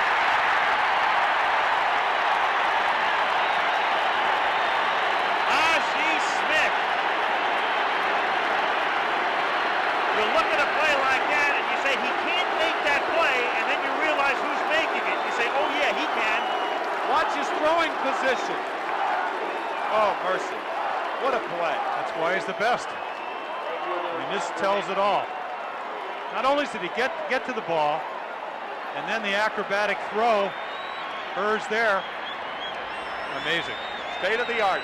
Brunansky takes that side. I mean, when you watch that with a naked eye from where we are, that's a base hit. Or maybe he deflects it to the outfield. That's all he can do with it. You're sure of it when it leaves the bat. Then the next thing you know, force out in second.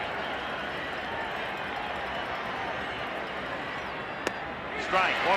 It's amazing, and we've all seen Ozzie for a long time, for the last decade.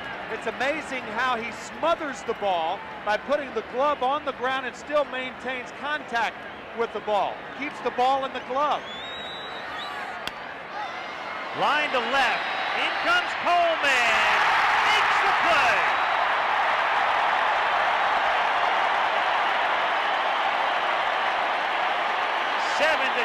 St. Louis.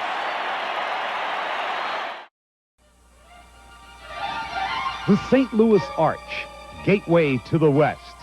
Follow the yellow brick road into Busch Stadium, and you're entering the land of Oz. The land of Oz is shortstop, patrolled by the wizard, Ozzie Smith. Ozzie Smith, considered to be one of the greatest shortstops in the history of baseball. 32-year-old, called the Wizard. He can do with a glove what no one has ever done before. He's exciting, entertaining. He is a show unto himself, making plays that no one else has ever even tried. When a baseball is hit into the land of Oz, the crowd awaits with anticipation of the impossible being turned in again by the Wizard. But Ozzie is more than a defensive player. He'll beat you on the base pass. He'll knock you out of the way if it's important to his team. If you need a run, the Wizard will bring it in any way he can, especially by virtue of the suicide squeeze, which he executes with perfection. He's considered one of the best base runners in the league. Take your eye off him, he'll steal home to win a game for the Cardinals. He is not considered a power hitter, but in 1985, against the Los Angeles Dodgers, Ozzie Smith recorded his first ever left-handed home run. This home run sent the St. Louis Cardinals into the World Series. It was without a doubt one of the greatest moments in Ozzie's life. But it is his defense that has made him a pioneer, for it is the things he can do with a glove that turned him into a multi-million-dollar superstar. With the Wiz, the defense is the name of the game. Two exceptional plays defensively for the Cardinals in the fifth inning kept the Twins from coming back. This one by Vince Coleman. And we're seeing again the play by Ozzie Smith with runners on first and second and one out.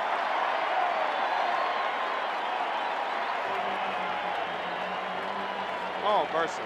Then he throws from his knees. My goodness. So Forsch gets helped out of the fifth inning. And Joe Niekro made his big league debut in 1967. And here he is finally in the World Series, and he's greeted by an Oquendo drive to right, caught by Brunansky. One pitch and one out, and here comes Lawless. Third baseman, Tom Lawless.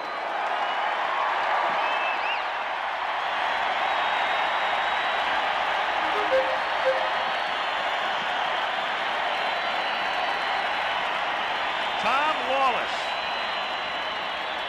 the ultimate extra man in 1987. And the man of the moment right now. Pardon me, Al, it's almost the smallest banner in the ballpark, too, but the biggest hit. I think they just made it up. There might be a few here tomorrow night. You got that right. 1-1. Another look at that 3-run blast, and it was, considering who hit it. Second career home run. Maybe 6 to 8 feet above the wall. And that home run trot, that's one of those visual images burned into the brains of a lot of baseball fans. We won't forget that. That was a classic. 3-2. I guess the most vivid, Carlton Fisk's 11th inning home run in 1975. And I think Tom's may go down with Pudge's. A looper to Newman for the out, so 2 down here in the bottom of the 5th inning. And Bob Force comes up. So one veteran facing Pitcher, another. Bob Force. Joe Niekro appearing in the World Series for the first time, and his brother Phil never had the opportunity. So what a drop for the Niekro boys, but Joe finally makes it. He came close, Niekro, with Houston in 1980 when they lost in that tremendous 5-game series to the Philadelphia Phillies. Not only that, he had to pitch the extra game, the 163rd game. He pitched against the Dodgers to win it. And a lot of people think because Niekro wasn't available to start against the Phillies, that's why Houston lost it. That's a pretty good point. case. That's a good point, because as I recall, that year too, they had that extra game on Monday, right? And then the playoffs started on Tuesday, so the rotation was really out of whack. Houston went into Los Angeles. They had to win 1 game of the weekend. They lost 3 in a row and then 1 on Monday afternoon. One hopper to Gagne, and it's a 1-2-3 inning for Joe Niekro. We've played 5, 7-2 St. Louis.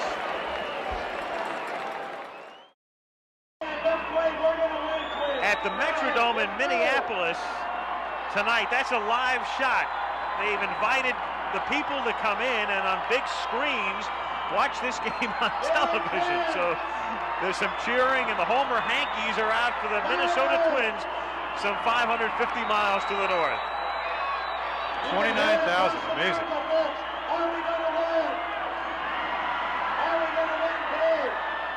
And here at Busch Stadium in St. Louis, where it's live, it's Herbeck leading off in the 6th inning with a base hit into right field. So Force, who staggered through the 5th and got out of it because of Smith and Coleman, gives up the leadoff single here in the 6th inning. Now, we talked about the Lawless trot. This, of course, the most famous reaction to a home run in the World Series, at least in the television age. Carlton Fisk in Game 6, 1975, off Pat Darcy of the Reds to win it. Cincinnati subsequently to go on to win the World Series. I said earlier it was the 11th inning. It was the 12th inning of that ball game. Game 6. Dramatic moment. That's grounded to the right side. Nice stop by Lindemann. He goes to Ozzie. Back to Force. DP.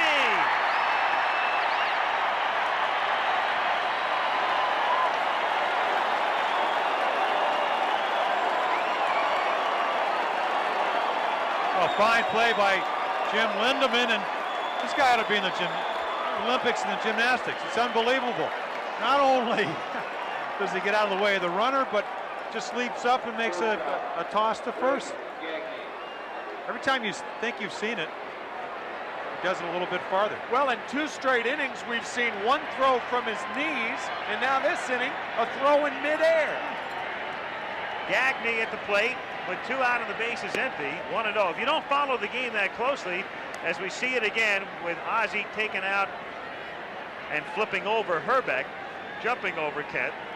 If you don't follow the game that closely, you've heard about Pendleton being gone, at least in the sense that he can't play third, but Terry is a great third baseman. Ozzie is on another planet. So you can imagine what it's like on the left side of the Cardinal infield to try to get a ball through. Not that porous. 2-0 on Gagne. Grounded to third. Lawless does a pretty good Pendleton imitation and throws him out. And at the end of 5.5, it's the Cardinals 7 and the Twins 2. Success Stories, brought to you by Citicorp. Memories were painful for the Yankees' Ralph Terry after serving up the winning home run in Game 7 of the '60 World Series. 2 years later, Terry was back on the mound in a deciding game. Leading 1-0 in the ninth, Terry faced Giant slugger Willie McCovey with a winning run on base. But Terry got in the line to Bobby Richardson for the final out, preserving his shutout victory. 2 years after surviving the costliest pitch of his career, Ralph Terry succeeded in pitching the Yankees to a world championship.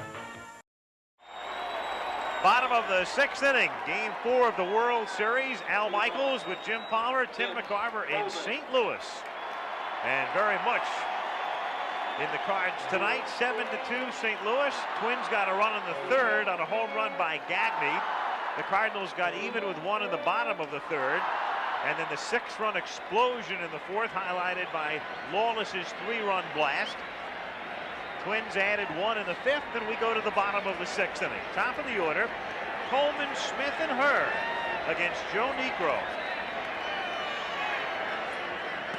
Strike.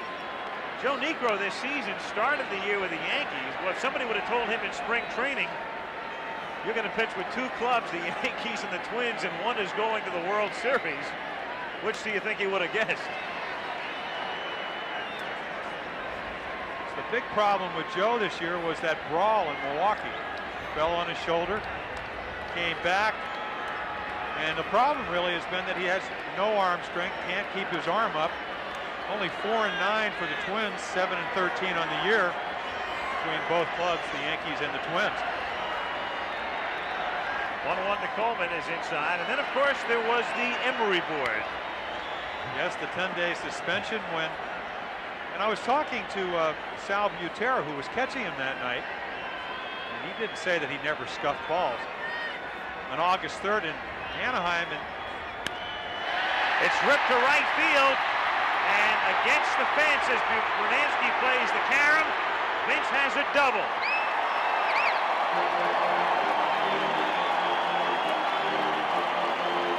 And Coleman and the Cardinals are all smiles tonight.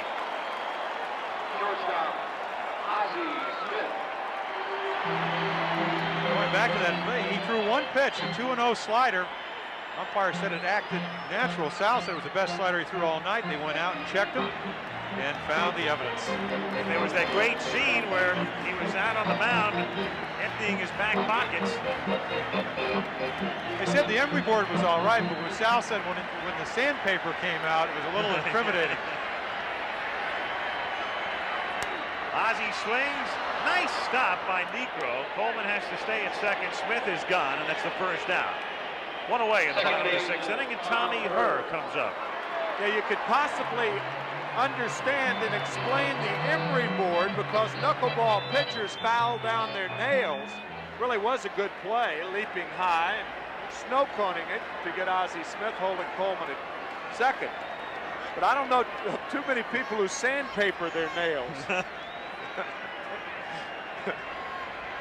There's also, they had collected about 5 other balls that had scuff marks on them, so.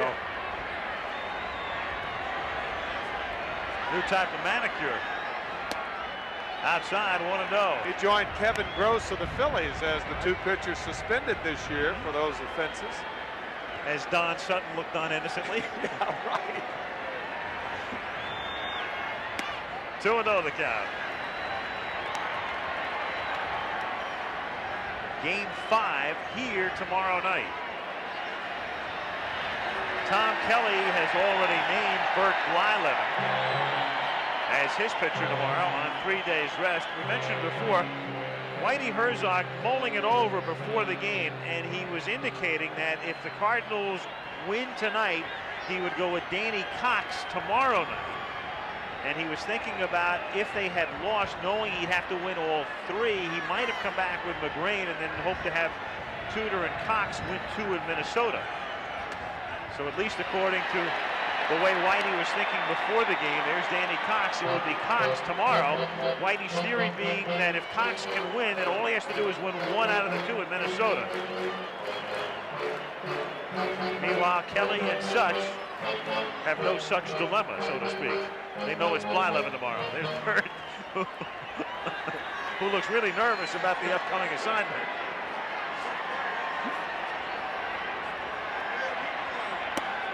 And Herr is on. So Coleman at second, and Herr now trots down to first with 1 out, and Jim Lindemann, the hitter. I'll tell you, just think of how proud Joe Niekro's father is tonight with all of the accomplishments of the two brothers. 538 major league wins, over 300 for Phil. He won it in Toronto the last day of the season 2 years ago with the Yankees. The last game he pitched with the Yankees, as a matter of fact. And here's Joe in the World Series. 45 years of Major League Baseball and 538 wins. It's so ironic because Phil wound up going to Toronto. Toronto had a good shot to win the pennant. As the throw goes back to second, and Newman has to move in front of Coleman to keep it from going through. So it appeared when the Joe Niekro trade was made, the Twins were doing quite well, but it was early in the season, and people really weren't taking them that seriously. And then Phil winds up getting traded to a contending club.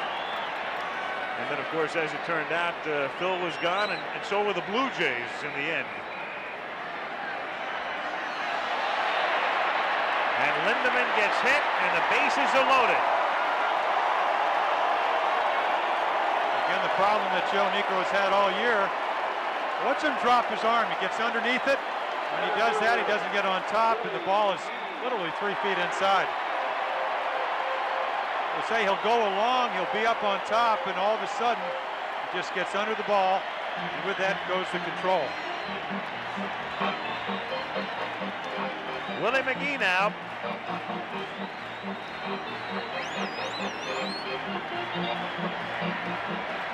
Good series for McGee. He is 7 for 14. And in postseason play, he's hitting .375. And all that with a bothersome wrist. He loves these situations.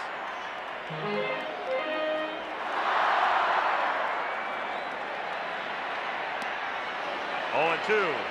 That bug danced in. That was the best knuckleball that Niekro's thrown. That ball really had some movement on it.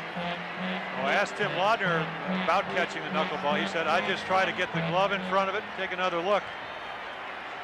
Starts about thigh high and ends up at your ankles. 1-2 with the bases loaded. 1 out. The Cardinals trying to break it wide open in the bottom of the 6th inning. St. Louis leading 7-2. And McGee strikes out swinging. 2 down, and Tony Pena comes to the plate. It was Pena who got him going in the 4th inning with a walk, and he eventually was the last man to bat of the inning and flied out to end the 6-run 4th.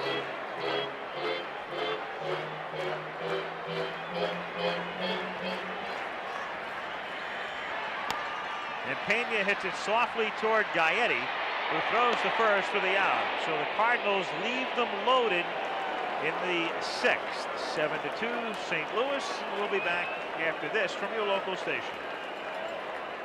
IBM presents You Make the Call. With a runner on first and 1 out, a batter first swings and misses at a 3rd strike and then interferes with the catcher's attempt to throw out the runner stealing.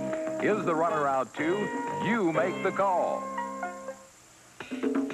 What happened is a clear case of interference, and because the batter who caused the interference is already out, the runner must be called out too.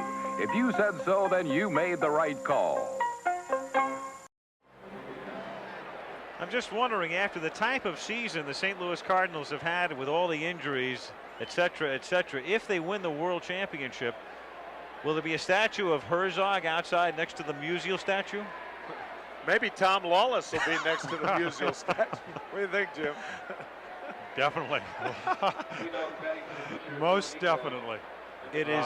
It's an improbable situation where you've got a team that comes in as the Cardinals were constituted at the end of the year, having lost Clark. with all of the problems they had during the season, losing Tudor for about 2/3 of the year, making the trade for Pena, losing him for the first 2 months of the season, and somehow, some way, holding off the Mets and the Expos and then beating the Giants, and now on the verge of tying up the World Series at 2 games apiece after they were left for dead in Minnesota. Smalley starts things off in the 7th inning. Roy hitting for Niekro, and George Frazier throws in the Minnesota bullpen. 0-2 on Smalley. Roy, and we mentioned it the other night, like Niekro, a guy who's been in the big leagues for a long time, and he finally gets a chance to play in the World Series. Came up the other night, saw 1 pitch and hit it for a double. 1-2. But the interesting thing to me about the Cardinals is that they were not expected to beat the Giants. Got behind 3-2. And then what did they need? They got 22 straight innings. And that one goes through Lindemann and down into the right field corner. Smalley on his way to second. And the leadoff man is on for Minnesota here in the 7th inning. In fact, take a look at, hits the ball extremely hard. Usually the ball doesn't get any faster. A lot of times people will tell you that on the turf, but it doesn't slow down any when the ball's hit that hard. Misgauged by Jim Lindemann.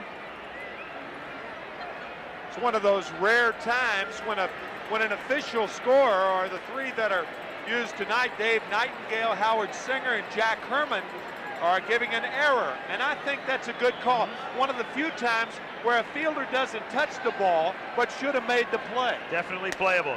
Gladden takes outside, ball 1. 1-0. As Gladden pops it up and Pena comes back and runs out of room. And of course, Whitey is right where he wants to be now because he's deep enough into the game when he can think about Dayley and Worrell. 1-2. And so Gladden hits a grand slam off course, and then Bob figures out how to get him and strikes him out here in the 7th. Well, same pitch as he hit for a grand slam, but a different location. Not down, but it's away. The slider that he hit for the grand slam hung on the inside part of the plate. And also, we're in a little different park here. A lot harder to hit home runs here in Busch Stadium than it is in the Metrodome. 1 down, and Newman is the batter, 0 for 2 plus a walk. Hit back off Forsch, down to Smith, who has no play. And the Twins with runners at 1st and 3rd. Looked like it hit Bob on the right foot, and Al Newman has his first hit of the series. Yeah, it did hit Bob on the right foot. If it's at your left foot, you'll catch it. But the follow through doesn't allow you to get back. And right there you can see Ozzie Smith pointing to Lawless, be alert, because he knows there's not going to be a play, but if you round the bag, there may be a play. And that ball inadvertently hitting Forsch, had it gone through, Ozzie probably makes that play.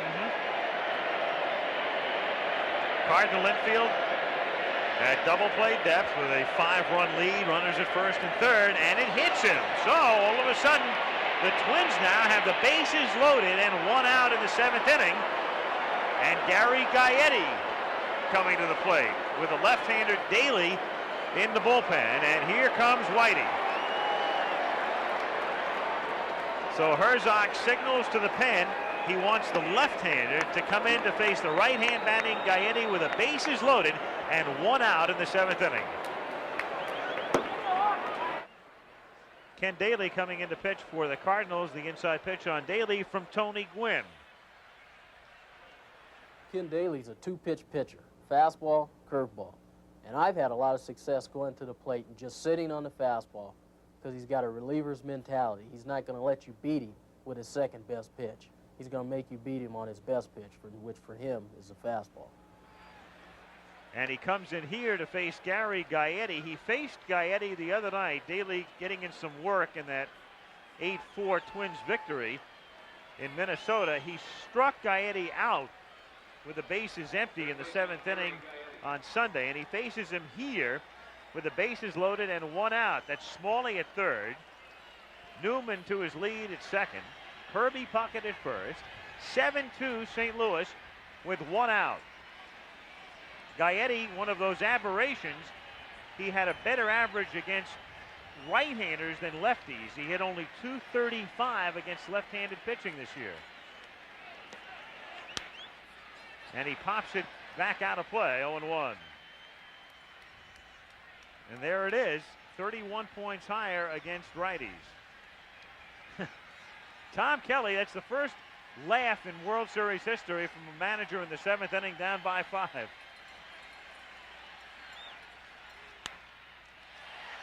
And it's 0-2. Tom, however, keeping in character when his team's up. He looks like he's grim. When they're down, he's laughing. That's a pretty good formula when you think about it. Nobody needs you to laugh when you're up. No backslapping. Yeah, somebody had a pretty good joke in the dugout. A couple of them laughing.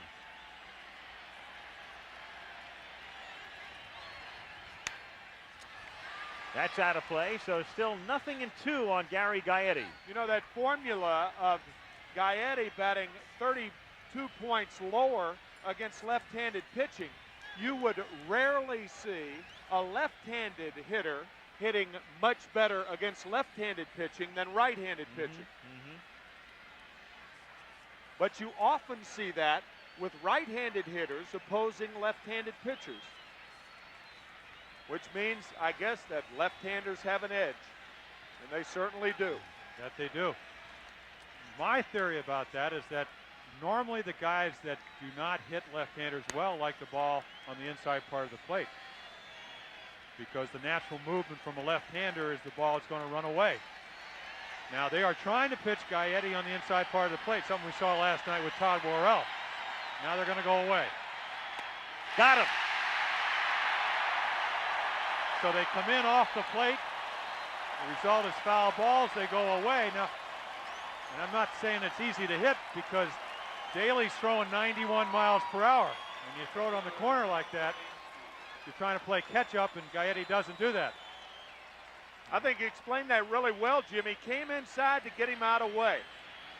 It's not necessarily the pitch, it's how you got there. And he got there very well then. Now Brunansky, and as you can see, .228 against left-handed pitching. And he pops it up. And it's playable, I think, for Lindemann. And it is. Dayley works out of it. Still 7-2 St. Louis. Brunansky can't get around on the Ken Dayley fastball, and he's obviously miffed. The agony and the ecstasy.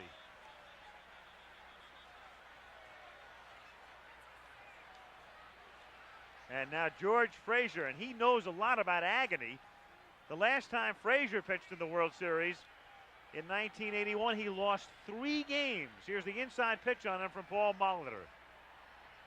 Now, what makes George a difficult pitcher to face is that he has a herky-jerky motion, and he also has several release points. He can throw sidearm or drop down submarine or even throw over the top, and this makes it very difficult for the hitter to pick up the baseball. Now, added to that, George has been accused of throwing the Staten Island sinker, alias the spitball. When he goes to his forehead or behind his ear, it's time for those Cardinal hitters to check the baseball. And going back to that 81 World Series, Al, you and I had a chance to work together. 3 of the toughest losses. Did not deserve to get them, did not pitch poorly. And I was talking to Dick Such about George Frazier, and he said he got buried in Chicago by some of the broadcasters, and it's taken him a long time to recover. Great stuff, over 90 miles per hour, occasional spitter, pretty good breaking ball. But what bothered him this year was the fork ball. He hurt his fingers throwing it. He starts with Oquendo, and the pitch is low and inside, ball 1. Had about 3 or 4 quarter zone shots in the middle finger, trying to get rid of the tendonitis, and it's something that we've seen a lot of pitchers. Baron Guerra had problems last year throwing that new fork ball. Knocks it down and dug out. Nice play by Herbeck at first base for the out. Self-defense, that's all that was. Third baseman, Tom Lawless. As I said, once you release it, You should try to be one of the infielders. Of course, I'm not sure getting your body in front of it's the best way to do it. George recovers, and so does Kent Herbeck with an excellent play. I do have to disagree with you on one point, though, Jim. The only way a broadcaster is going to hurt a pitcher is if he's got a bat in his hand.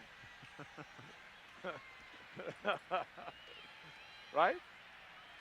Maybe. I don't know about that. Oh, all right. Then the fans start to get on him, and okay. can do some damage. You can start messing with a guy's psyche.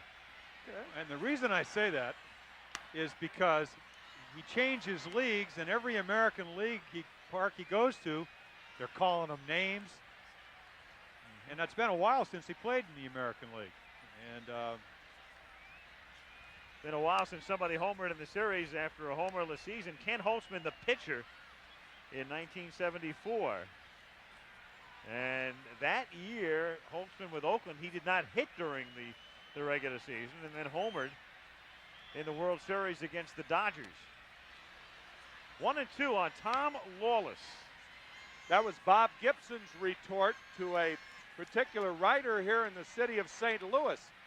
When asked if the writers got on him back in the late 60s, he said, the only way you can hurt me is if you swing a bat. 2-2. So I was paraphrasing Gibson. I'll blame it on him. Okay. Got him looking. That looked like a wet one right there.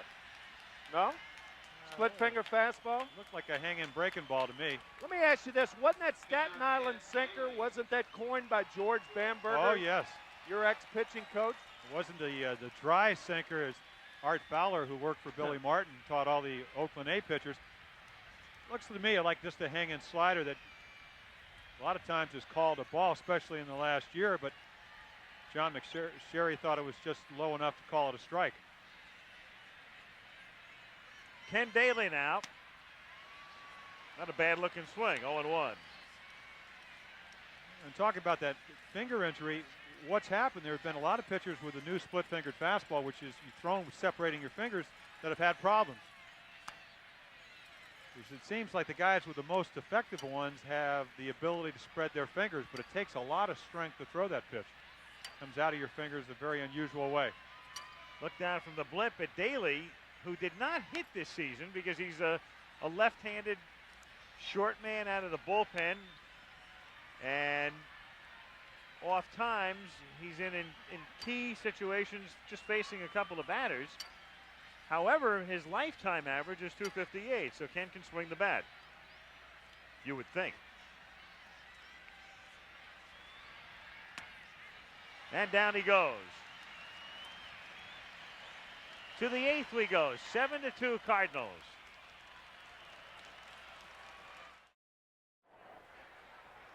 Like a shimmering jewel, Busch Stadium on a cold, clear night in St. Louis from the Goodyear Blimp Enterprise, where the St. Louis Cardinals are leading the Minnesota Twins 7-2 in Game 4 of the World Series. This Saturday, Purdue against Iowa at 12 Eastern Time, except on the West Coast, if necessary, and that means if the Cardinals win tonight, there will be a sixth game of the World Series Saturday afternoon in Minneapolis. And on the West Coast, the Cal Bears and the UCLA Bruins. Eighth inning, Ken Herbeck the batter. Herbeck, Laudner, and Gagne, with Ken Dayley on in relief of Mathews and Forsch. It's Forsch's game to win. 1-1. Tommy Herr, routine play. One gone. Ken Herbeck goes back to the dugout to start the top of the eighth inning, and Tim Laudner comes up.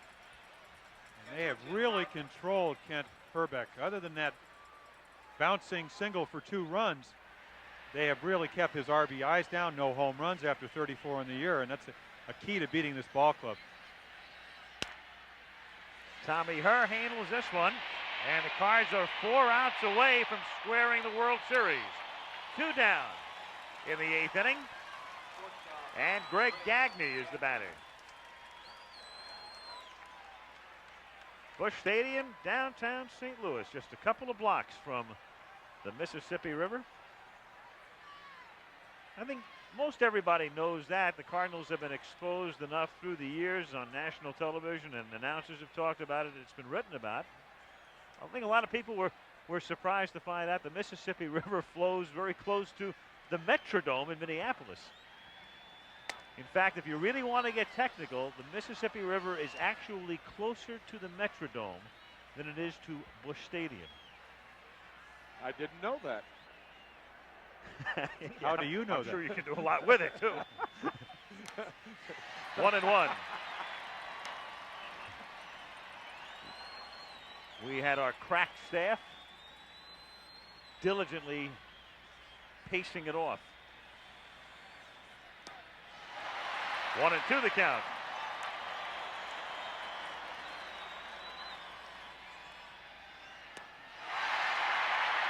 Ken Dayley sets the Twins down in order, and at the end of 7.5, Cardinals 7, Twins 2. Bottom of the 8th inning. A reminder, Sunday, November 1st, America's biggest marathon, 22,000 runners in the New York City Marathon, and you'll see it here on ABC Sports. Times reflected at the bottom of the graphic, and that's in the morning, Sunday, November 1st. What are they doing? Looking at Lawless's bat? How in the world did he get it out of here?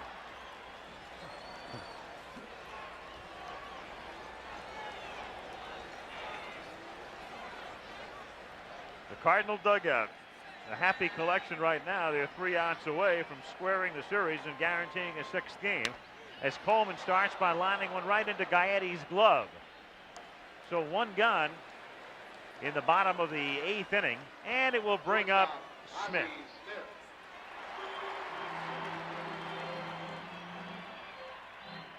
John Morris and the guys examining, they tell us, Kurt Ford's bat.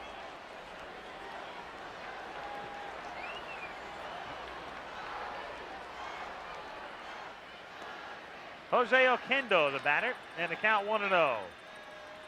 I beg your pardon. Ozzie Smith is the batter. What was it a former colleague of ours once said? Excuse me, I had a misshapen scorecard. And Ozzie hits a high fly ball to left center field. Gladden is there and makes the catch, and there are 2 down. Yes, you will not get away that easily. There's a big difference between Jose Oquendo and Ozzie Smith and Greg Luzinski and Lonnie Smith. Yes. You've got a very good memory. Yes. Well, I also have had a misshapen scorecard. Right. 2 guys. Tommy Herr is standing in. Let's see where broadcasters can not only affect pitchers. Oh, yeah. The pitch is inside, ball 1, 1-0. Oh, yeah? Oh, yeah. Oh, we can't get too jovial. They'll say we're not objective. Who will? They will. Anyway. Cardinals, there's Lawless in the middle, number 12. He's already concerned. I'm going to have to answer all those questions. They're going to ask the same question you asked. How did you do it? Ripped into right field for a base hit. So Tommy Herr with a 2-out single. And that's the first hit off George Frazier. And it will bring up Lindemann. When the Twins come up in the top of the 9th inning, it'll be a pinch hitter for Frazier and then Gladden and Newman. Tom Kelly, and he's got Wayne Terwilliger seated next to him now. Wayne Terwilliger, we talked about him the other night. His whole life in the game of baseball, long career, and he finally makes it into postseason play. You know, in the short period of time that Steve Carlton was up in Minnesota, he and Terwilliger became very good friends to the extent that they had dinner together the other night. And Steve Carlton at the game tonight with his wife, Bev. Not eligible, of course, to play in postseason play, but as we mentioned in Game 1, will be back next year, invited to the Minnesota Twins camp.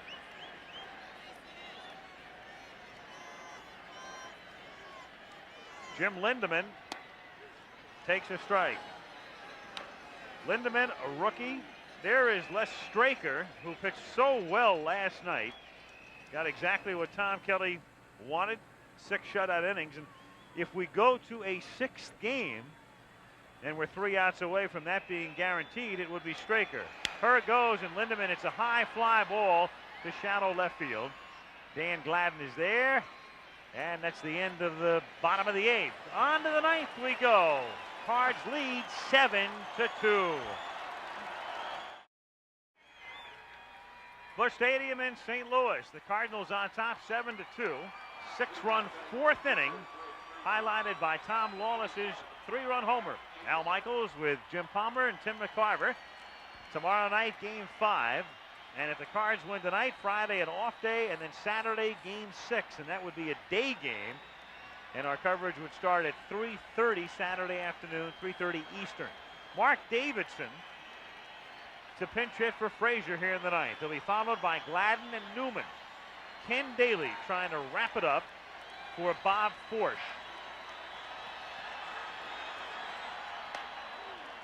One and 0.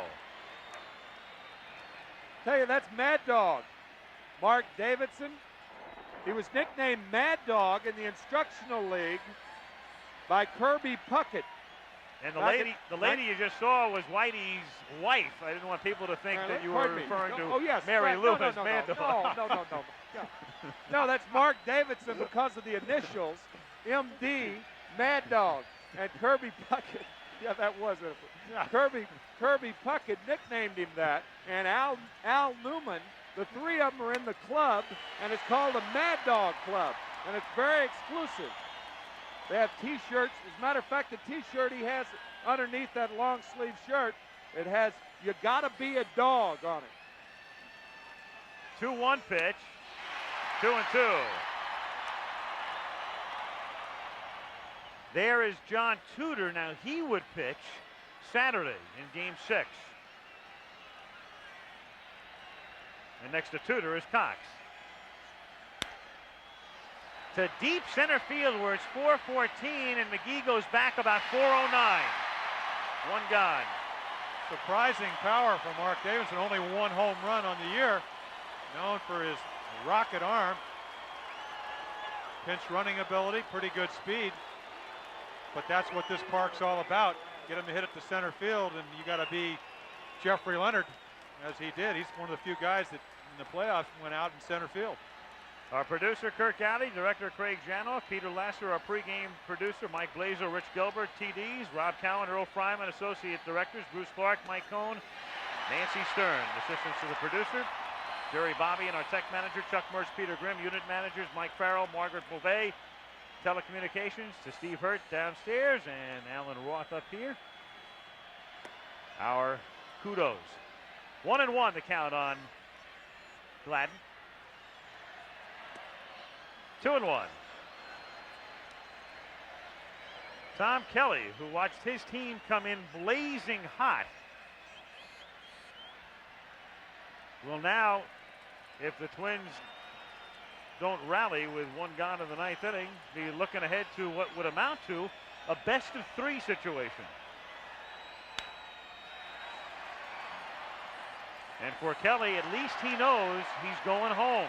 I was going to say the same thing, that the Twins have won 4 straight postseason games at the Metrodome. They are 59-25 this year, including the postseason games, or I should say 60-25 this year, including postseason play. A lot of comfort knowing you're going back. To Tommy Herr, 2 down.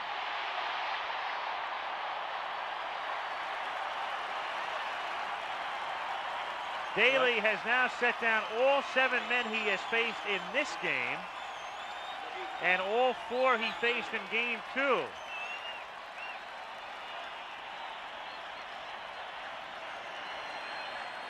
And Don Baylor bats for Newman.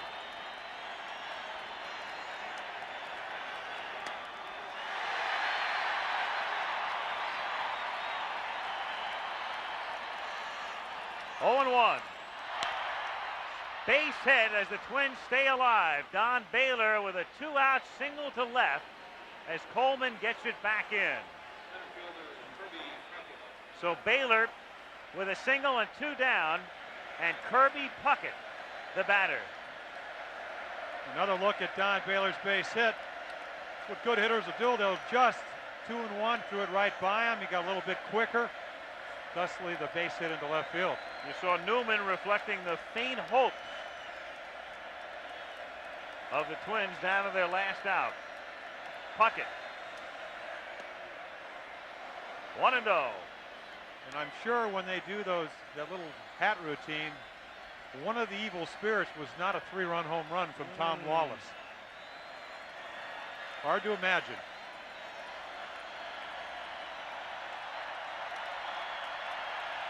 Gagne. To Smith, and the World Series is a best of 3.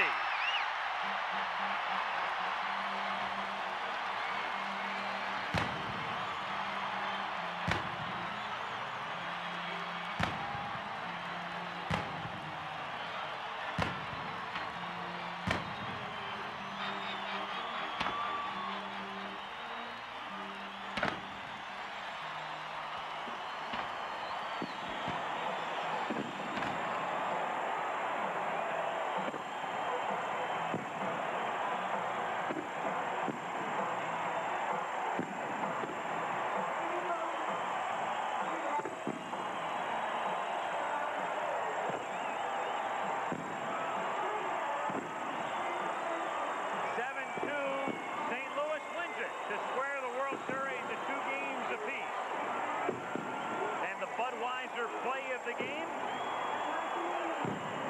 Tom Lawless, 2 on, nobody out in the 4th inning with the game tied 1-1. And Frank Viola pitching.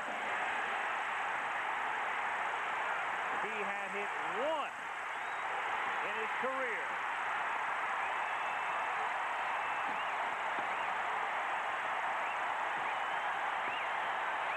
Cardinals win it, and let's go to Reggie Jackson.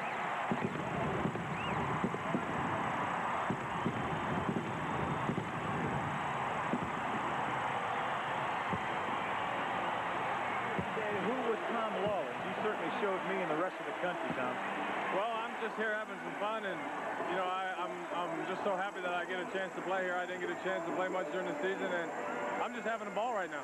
He only got 25 at-bats during this season, did not hit a home run, did not have an RBI. What happens to guys like Al Weiss of the Mets, Brian Doyle and Bucky Dent of the Yankees, and now Tom Lawless of the Cardinals? What happens to guys like you?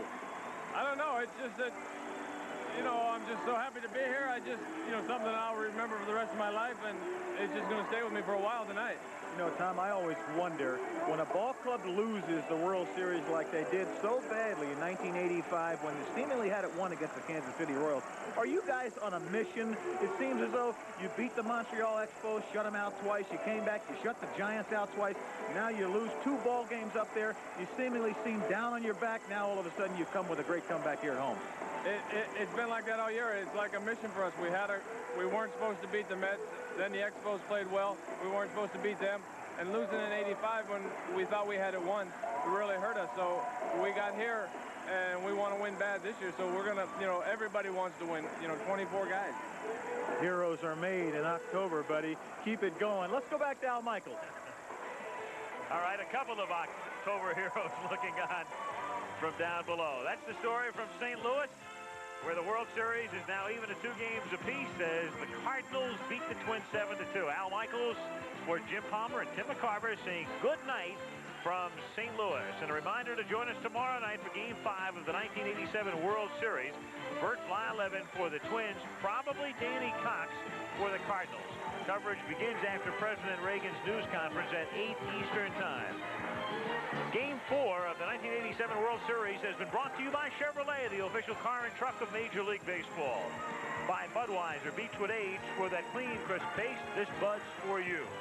By GE, from aircraft engines to appliances, we bring good things to life. And by Polaroid Spectra System, hold the picture in your hand while the feeling is still in your heart.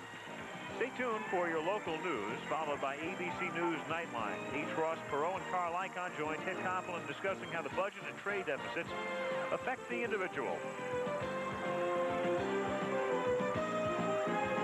This has been a presentation of ABC Sports, recognized around the world as the leader in sports television. See you tomorrow.